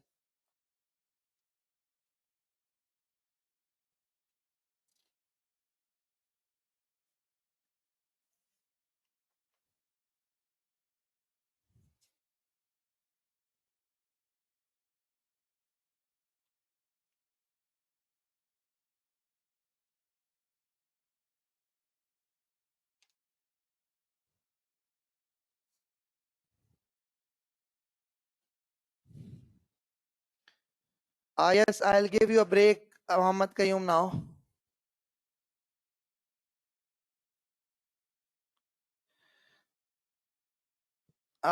Christine, yeah, generally it's a measure, right? It's a performance indicator. So maybe like brand image, you can't measure it. But again, you got to quantify it some way or the other.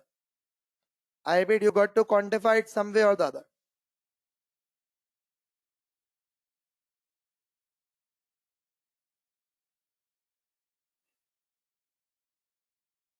Okay, the time right now is 10:22 p.m. I repeat, the time right now is 10:22 p.m. I will do is that we've got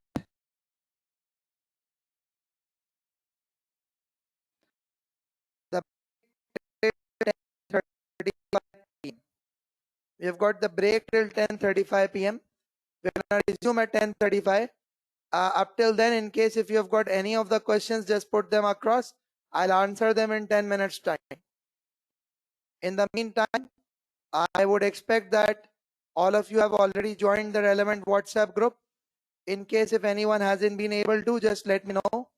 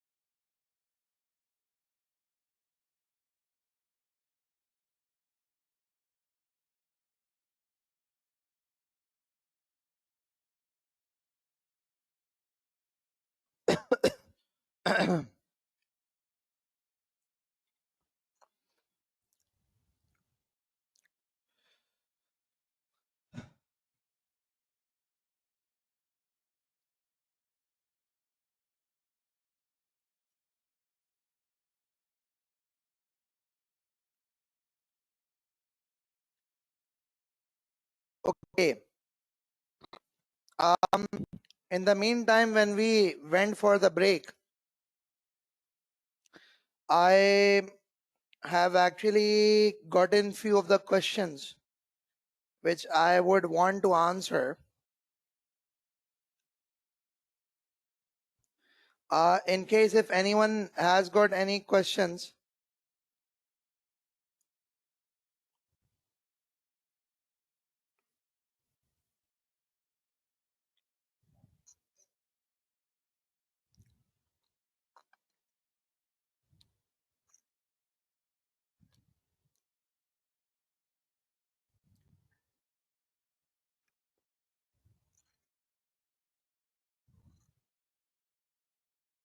yeah, in case if anyone has got any questions, please let me know.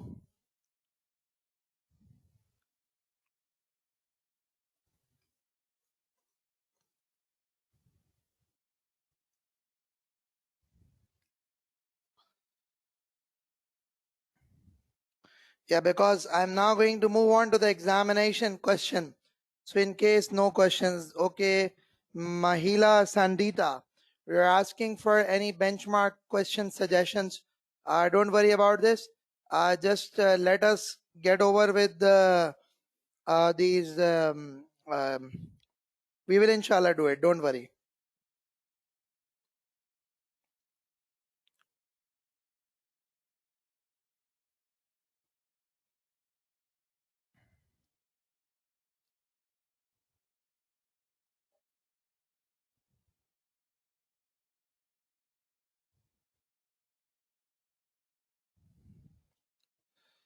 I'll give you the benchmark question list. You don't have to worry about it. Please don't worry.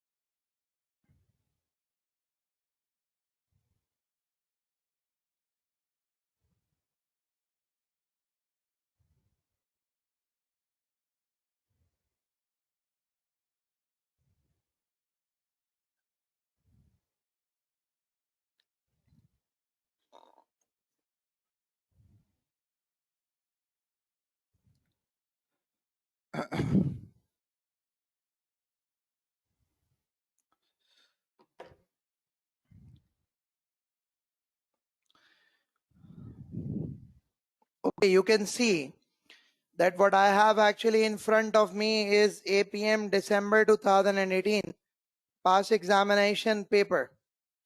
Yeah, what you can see is that I've got in front of me APM December 2018 past examination paper.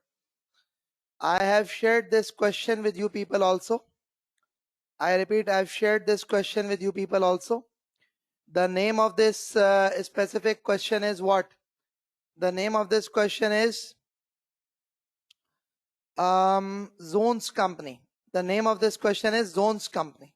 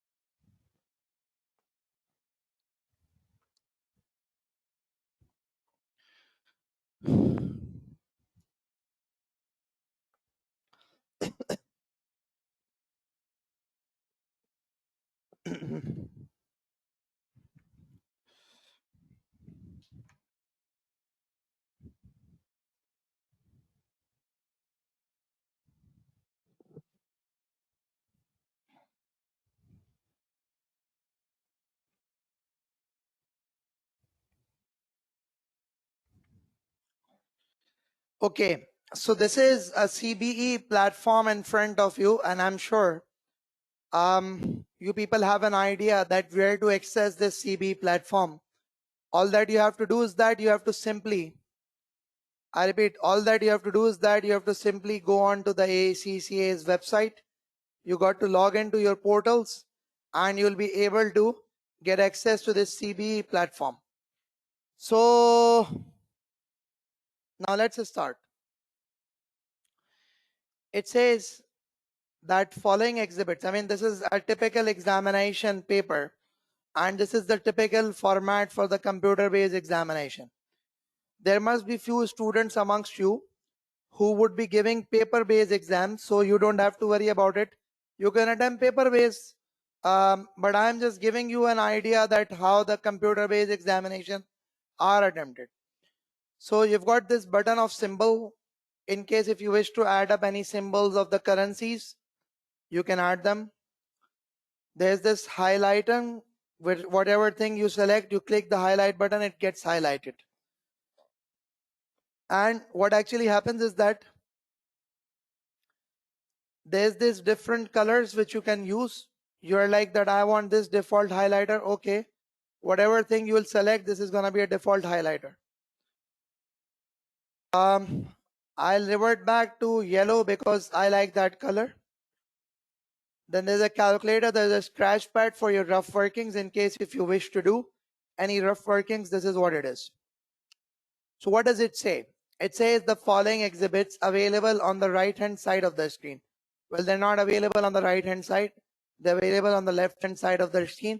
They probably made an error on this. Anyways, provide information relevant to the question.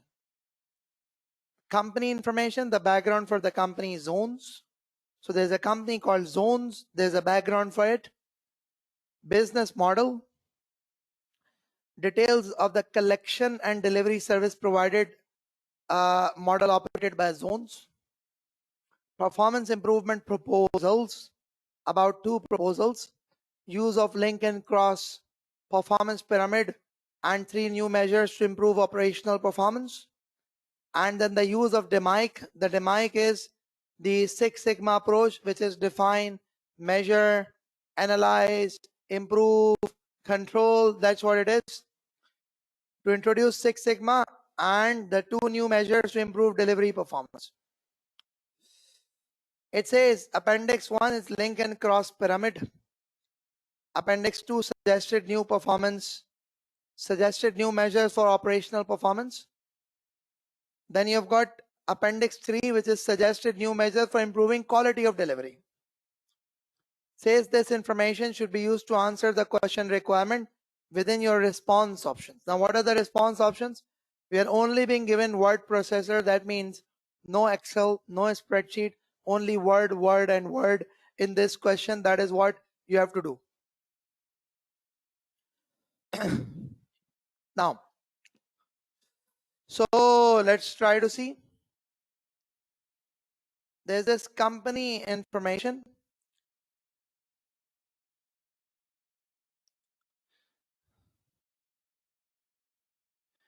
It says Zones is an overnight parcel delivery company.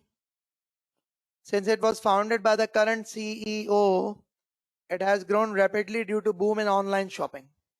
So what is the reason for it? It has grown rapidly due to boom in online shopping. I usually have a tendency to copy the relevant stuff either in the scratch pad or in the word processing. Why do I do it? Because so that I don't have to do typing out again and again, searching out things again and again. I just copy it, I paste it because I know that this is there.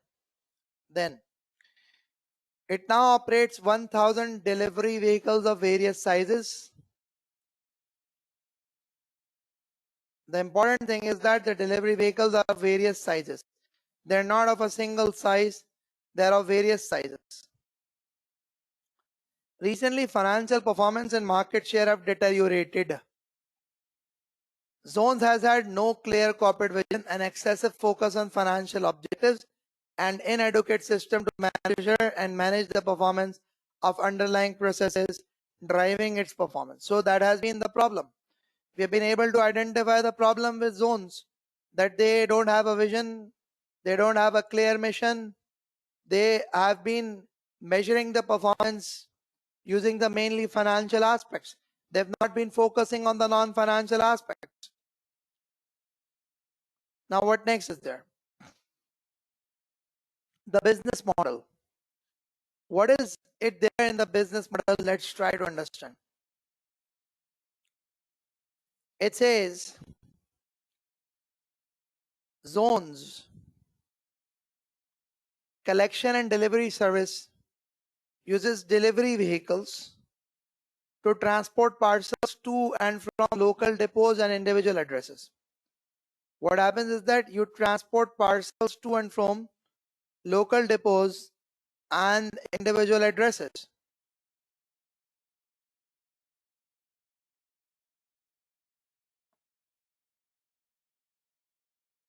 I repeat, what you do is that you transport parcels to and from the local depots and individual addresses. So that means you're picking out from depots, you're picking out from individual customers, you're delivering to depots, you're delivering to customers.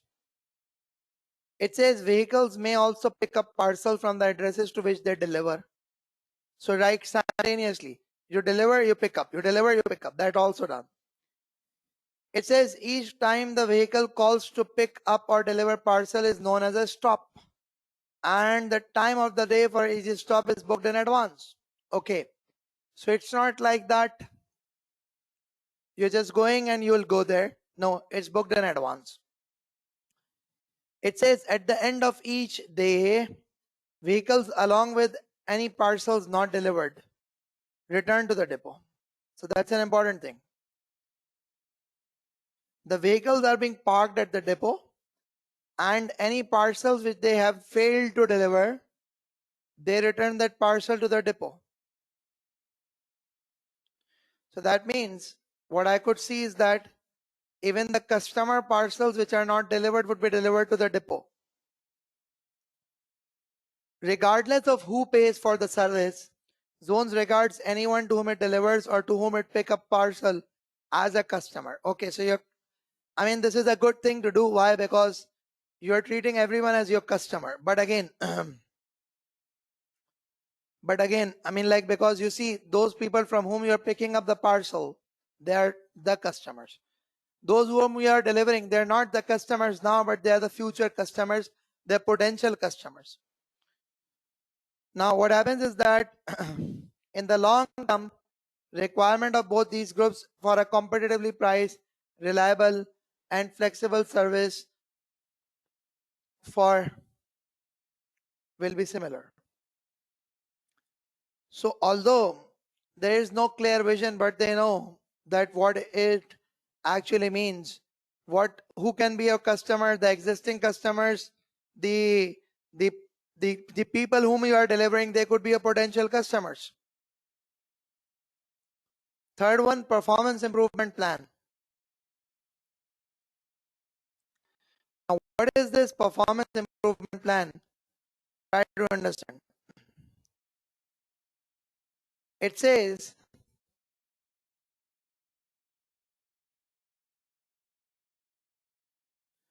the chief executive believes that reductions in customer satisfaction and flexibility caused by a decline. Okay, just wait a bit. I pressed some button wrongly.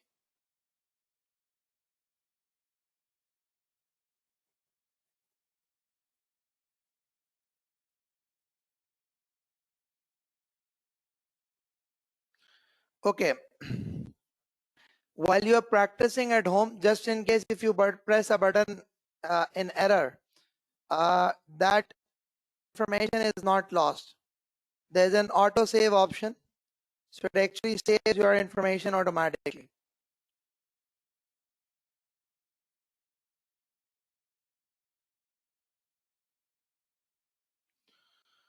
Okay, it says the CEO believes that reductions in customer satisfaction and flexibility caused by a decline in operational performance may have led to recent deterioration in financial performance and market share. So that means that the financial performance and the market share have deteriorated. It's been suggested that zones use the link and cross performance pyramid in Appendix 1 to reverse this deterioration, and 3 new performance measures for operational performance have been suggested. Appendix 2 is for the DMIC. Now, Appendix 3 may help you. Okay, I will be talking about the performance pyramid for the time being only. I will not be talking about the DMIC right now because my just focus right now is performance pyramid. I want you people to know that how performance pyramid is applicable in this scenario. I'm not going on to the other aspect. So I'll open up the Appendix 1, which actually covers up the suggestions pertaining to performance pyramid. It says the link and cross performance pyramid. So they've given you the performance pyramid just in case if you forget it in the exam.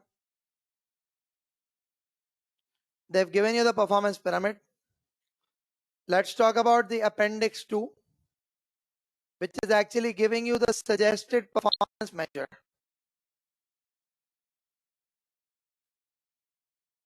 It says vehicle utilization.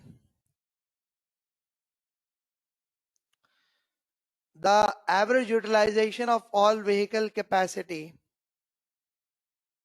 This is measured by taking the average of vehicle load as a percentage of capacity when the vehicle leaves the depot at the beginning of each day, and the vehicle load as a percentage of capacity when the vehicle returns to the depot at the end of each day.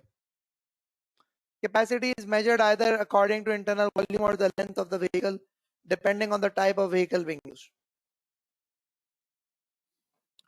Okay, so what are they up to? They're actually measuring the vehicle utilization of, which is the average utilization of vehicle capacity.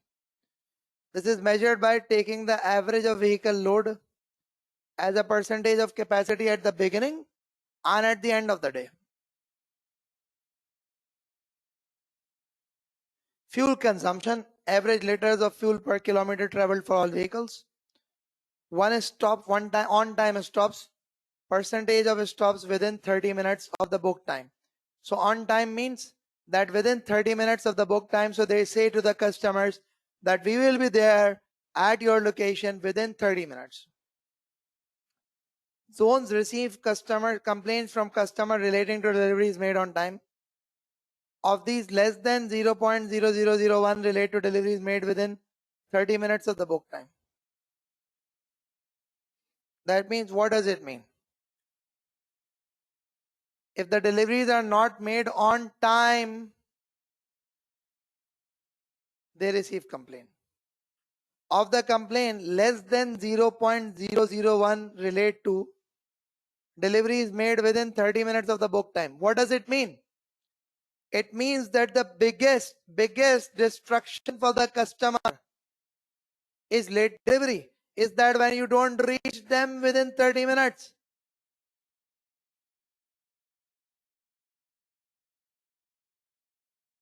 When you don't book within 30, when you don't reach within 30 minutes. So that means this 30-minute is a very critical time. Now, what else is there? There are these requirements to the question.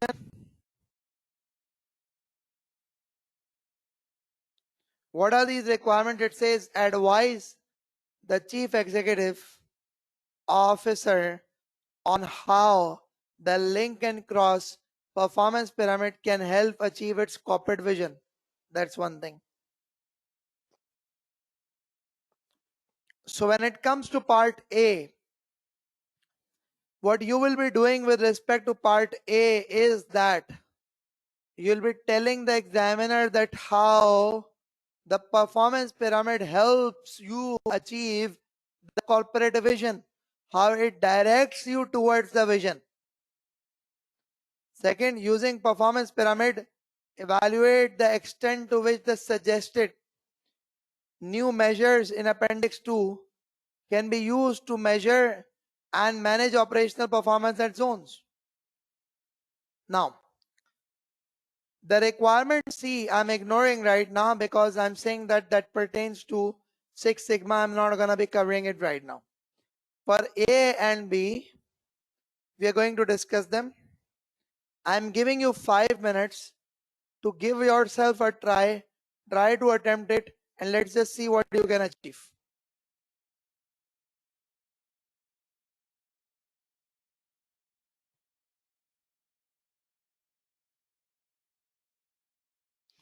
Okay, Upasna, the recent examiner pattern is that they always give the pyramid in the exam. But still, it's not a difficult model to remember. You can remember it quite easily.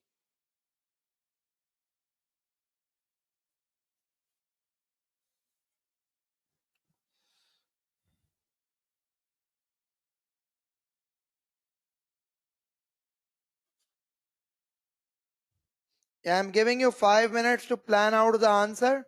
Then I'm going to start discussing.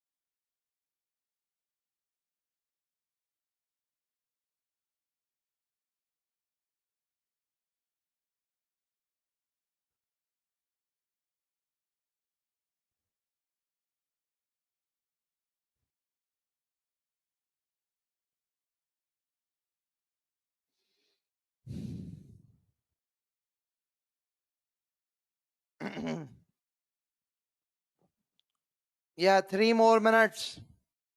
3 more minutes and then we start.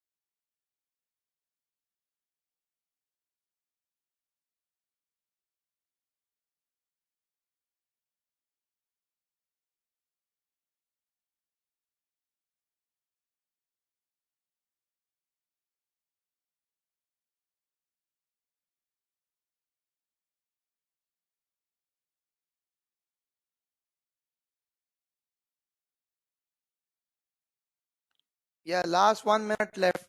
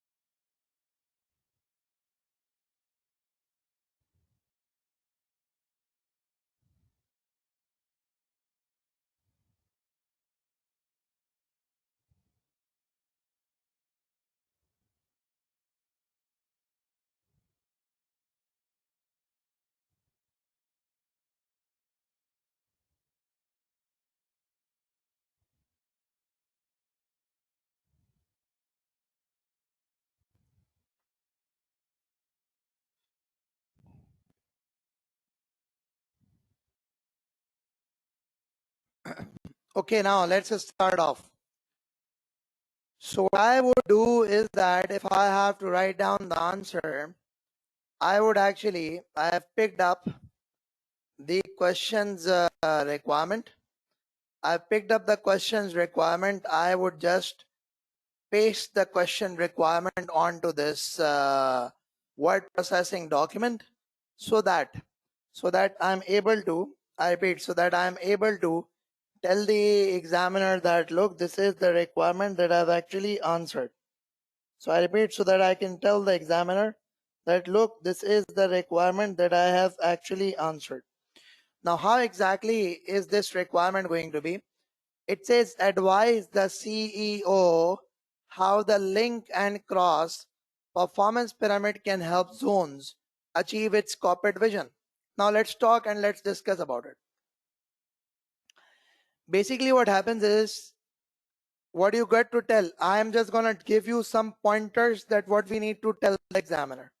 We need to tell him that the introduction of performance pyramid,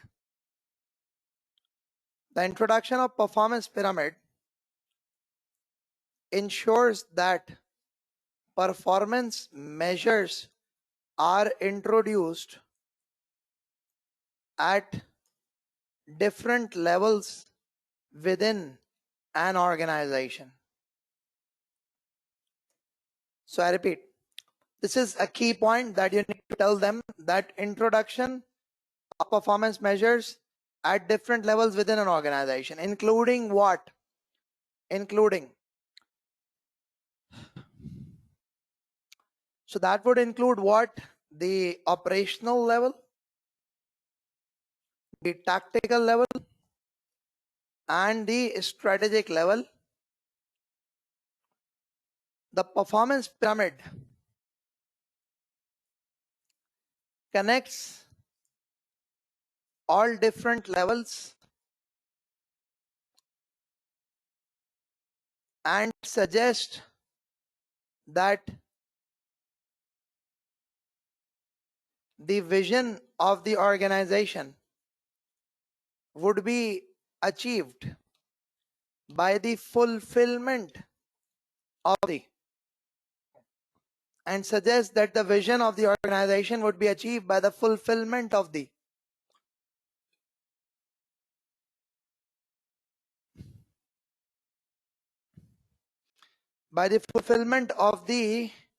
objectives at the different levels of the organization.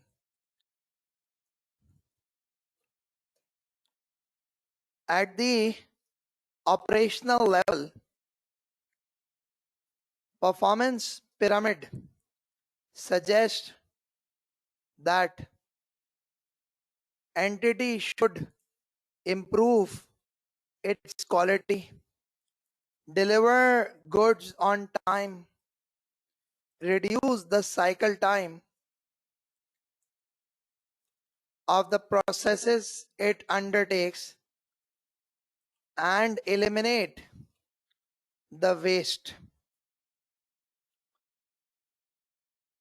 It further suggests that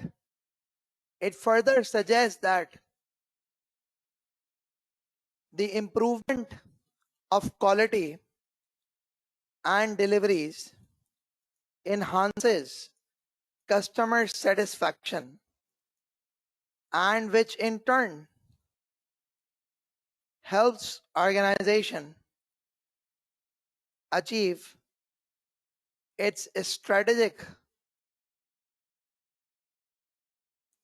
objective of market related goals of enhancing its share, etc., etc.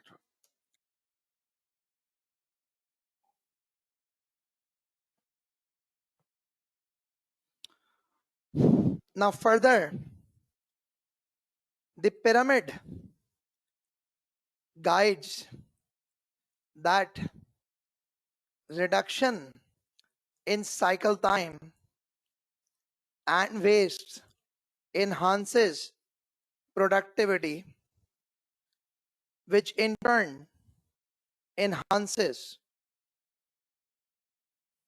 the productivity, which in turn enhances the financial performance, leading to satisfaction of shareholders.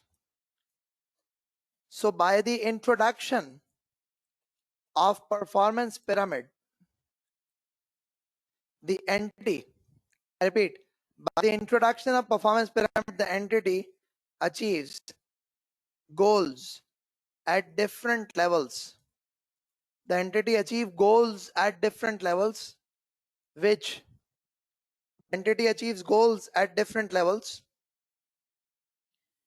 helps them achieve higher level objectives, and finally helps it achieve the vision. So if I got to write down the answer to the question, this is the approach that I'll adopt. Because my examiner asked me that, what do you think? How can the performance pyramid help this organization achieve its vision? This is how the performance pyramid would help the organization achieve its vision. This is how performance pyramid would help organization achieve its vision.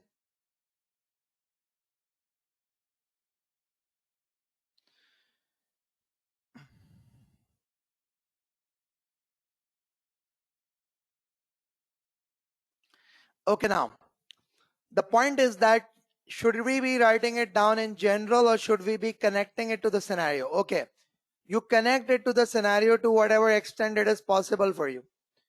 So like for example,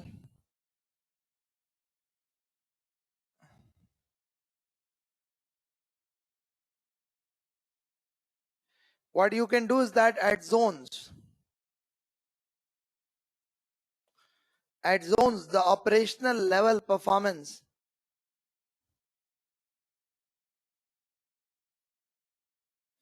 at the operational level,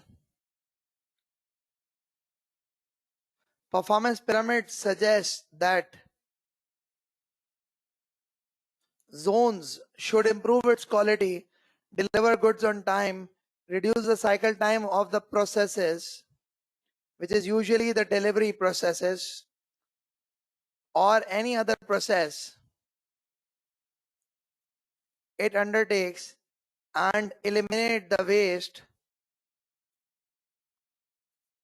through utilization of idle resources.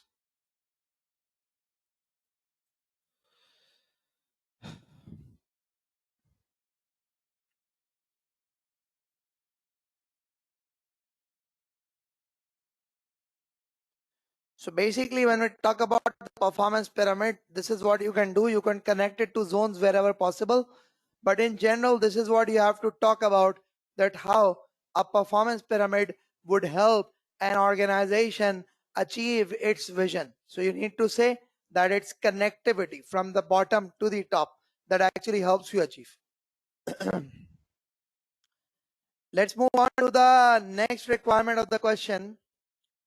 And the next requirement of the question is, using the performance pyramid, evaluate the extent to which the suggested new measures in Appendix 2 can be used to measure and manage operational performance of zone. So what you're going to do is that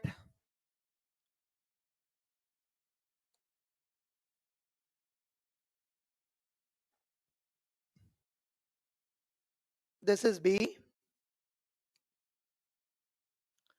Now, with respect to this Appendix 2, what have we got? We have got different types of measures. One of them is vehicle utilization.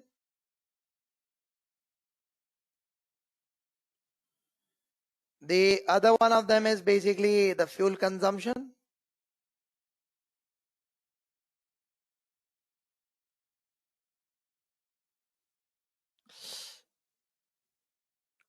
And the third one of them is on-time stops.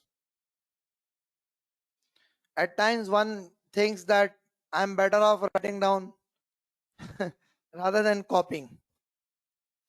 So now what I'm going to do is that I'm going to help you plan the bullet pointers for this specific part of the question so that you have a better understanding.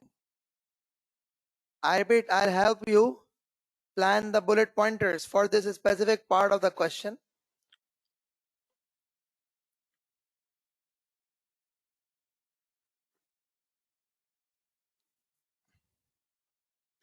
Now let's just see. So what you got to do is that you got to tell the examiner that, look,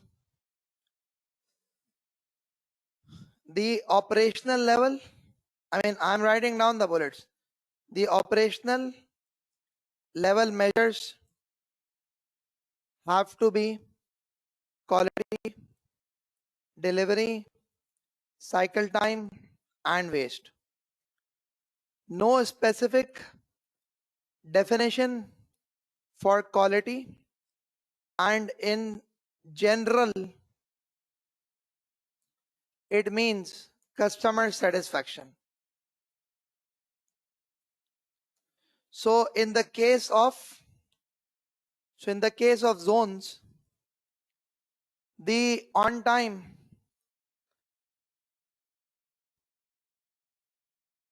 stops could be considered as a measure of quality. The vehicle utilization could be considered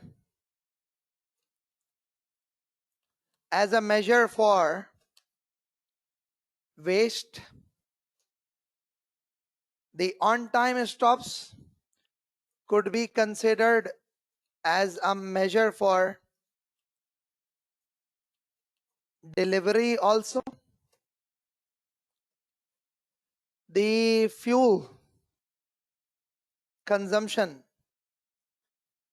could be considered as wastage.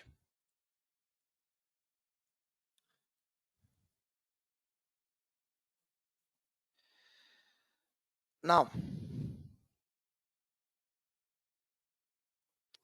you would say, with respect to the performance measures discussed, the following are the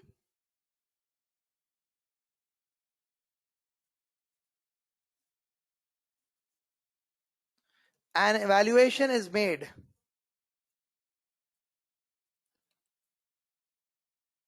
about the extent of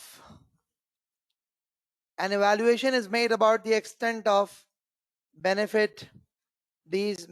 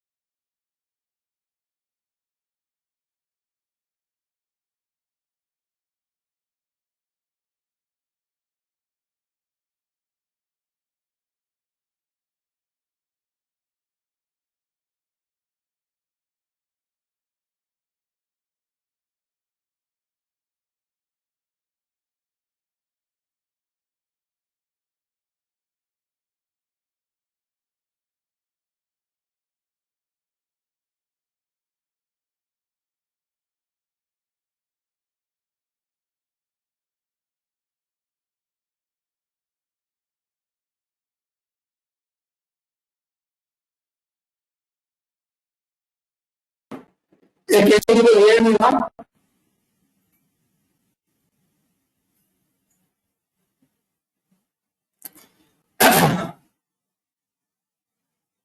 Okay, just give me a second, please.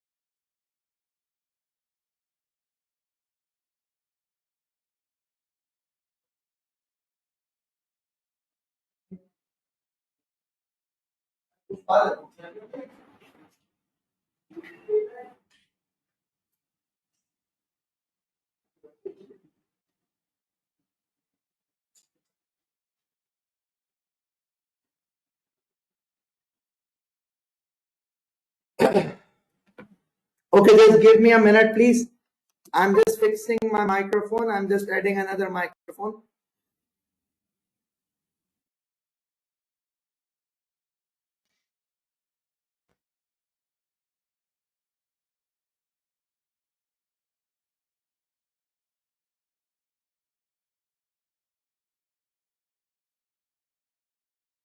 Okay, now, my apologies. Sorry, you had to face a bit of a inconvenience about it. Anyways, so I think still you people are able to actually understand that how exactly do we need to answer the question, right? I hope that you people are able to understand how exactly do you need to answer the question. So basically, what next is there? The next situation is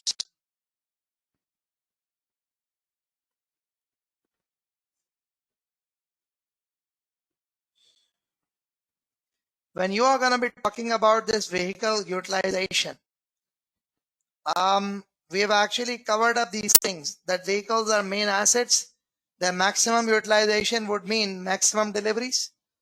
And additionally, we have also discussed this thing. We've also discussed this thing that capacity of each vehicle would differ. The greater the load being carried by these vehicles, it will mean greater utilization. And this will have impact on reducing the waste, which is the idle capacity. And since the measure is based upon the load, which is usually an indication of the capacity.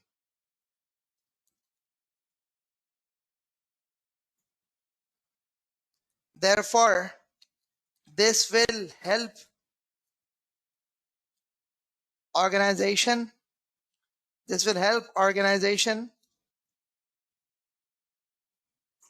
improve its productivity. So that is basically one of the aspects when we talk about the concept of the vehicle utilization. What exactly do you mean by this? We have actually gone through it. Now let's move on to the next aspect. It talks about the fuel consumption. It says average liters of fuel per kilometer traveled for all vehicles. Now, the lower fuel consumption would make deliveries cheaper. It will help reduce the price charged. This will satisfy customers and will also help organization enhance its productivity. So what else do we need to do?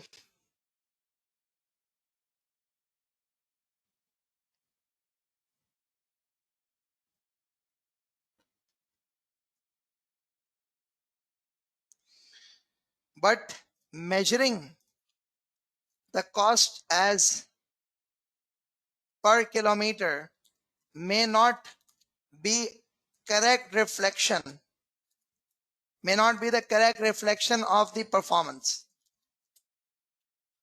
I repeat, when you're measuring the cost as per kilometer, it may not be the correct reflection of the performance. Why is that so that it may not be the correct reflection of the performance? It is because, I repeat, it is because ultimately what actually happens is that the organization, they're delivering through different vehicles. Each vehicle has got a different consumption.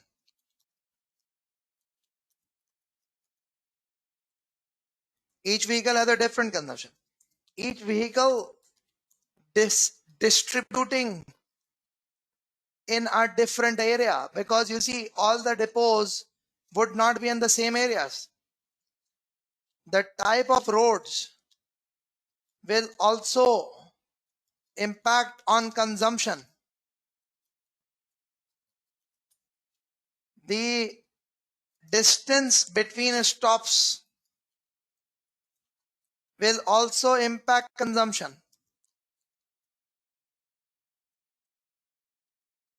So resultingly, what you could do is that you could say that this measure is good to have, but it needs to be adapted, it needs to be improved, it needs to be amended to reflect the differing circumstances, maybe by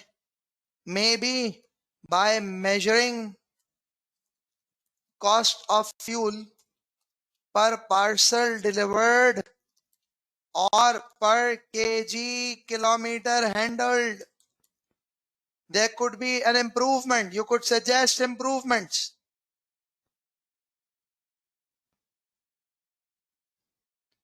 I repeat, you can suggest improvements.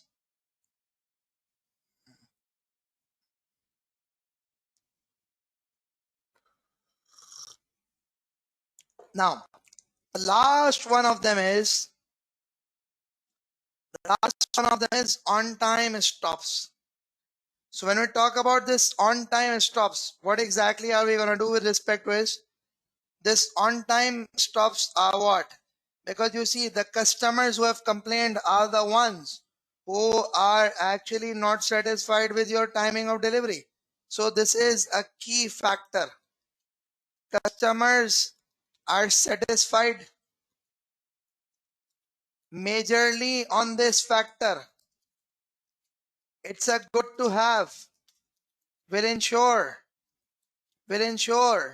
that management focuses upon it. So I have actually identified these important things and I've been able to draft the answer to the question. Do you people get it?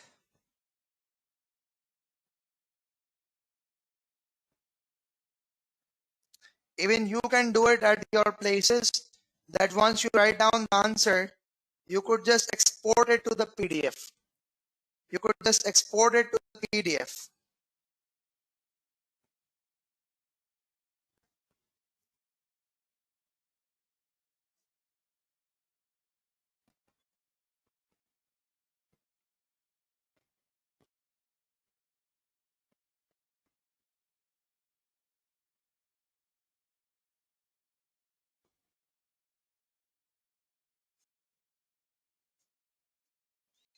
So basically, this is how you will discussing. This is how you will be commenting.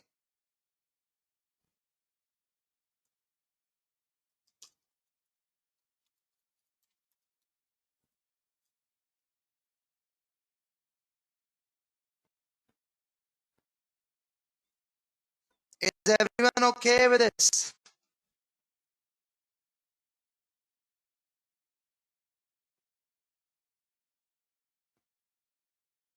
Yeah, I will send the answer question, don't worry.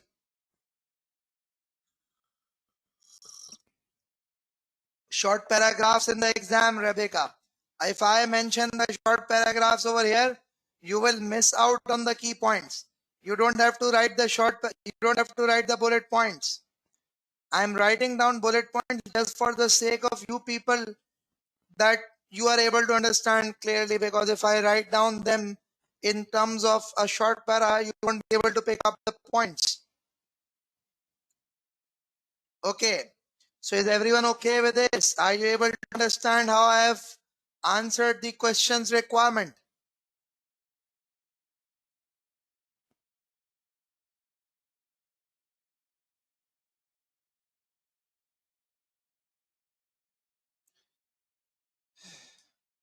Well, it's not necessary one paragraph, Aaron. You can put it in two paragraphs, like short paragraphs discussing the key point, making sure that you are able to explain your viewpoint to the examiner.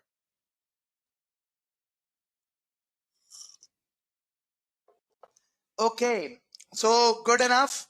What I'll do is that I am going to end here, and I would really appreciate feedbacks from you people for today's session. That how did you find the session?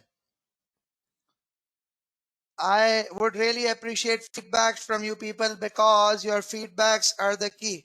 Yes, Mohammad Qayyum, don't worry.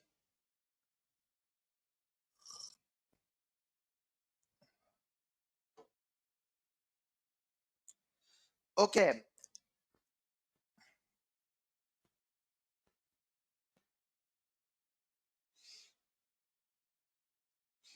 okay.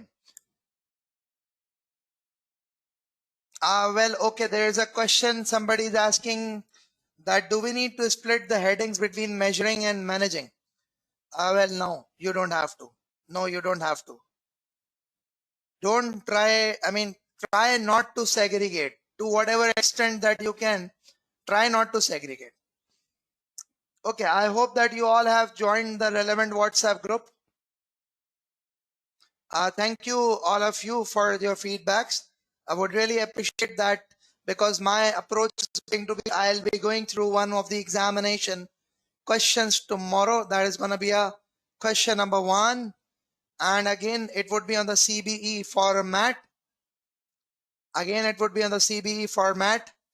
That's what I would be doing, inshallah, tomorrow.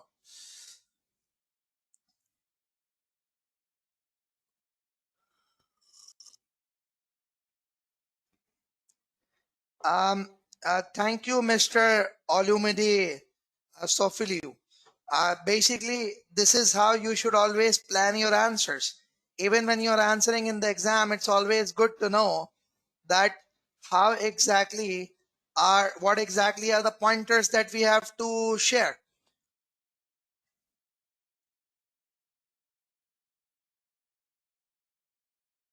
Well, what you could do is that you could talk about the connecting paragraphs. If you write a short paragraph for each point, if you can manage it. And a very important point is, every one of you should try to, thank you, Mr. Mofo. Every one of you should try to ensure that no Sajid Hamid webinar is on. I am repeating, everyone, like if we are about to end. So everyone should try to make sure that you practice maximum on the CB platform, so that you don't get last minute surprises.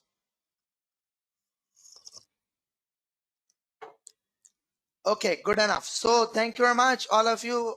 Take care. Allah Hafiz. We meet up tomorrow, inshallah.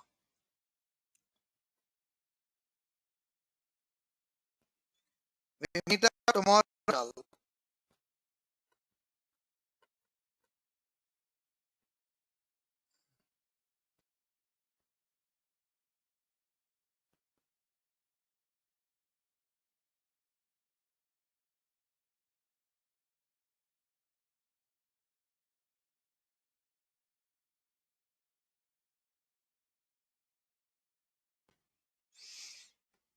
Thank you all for your appreciations and feedbacks. Highly appreciated. Thank you.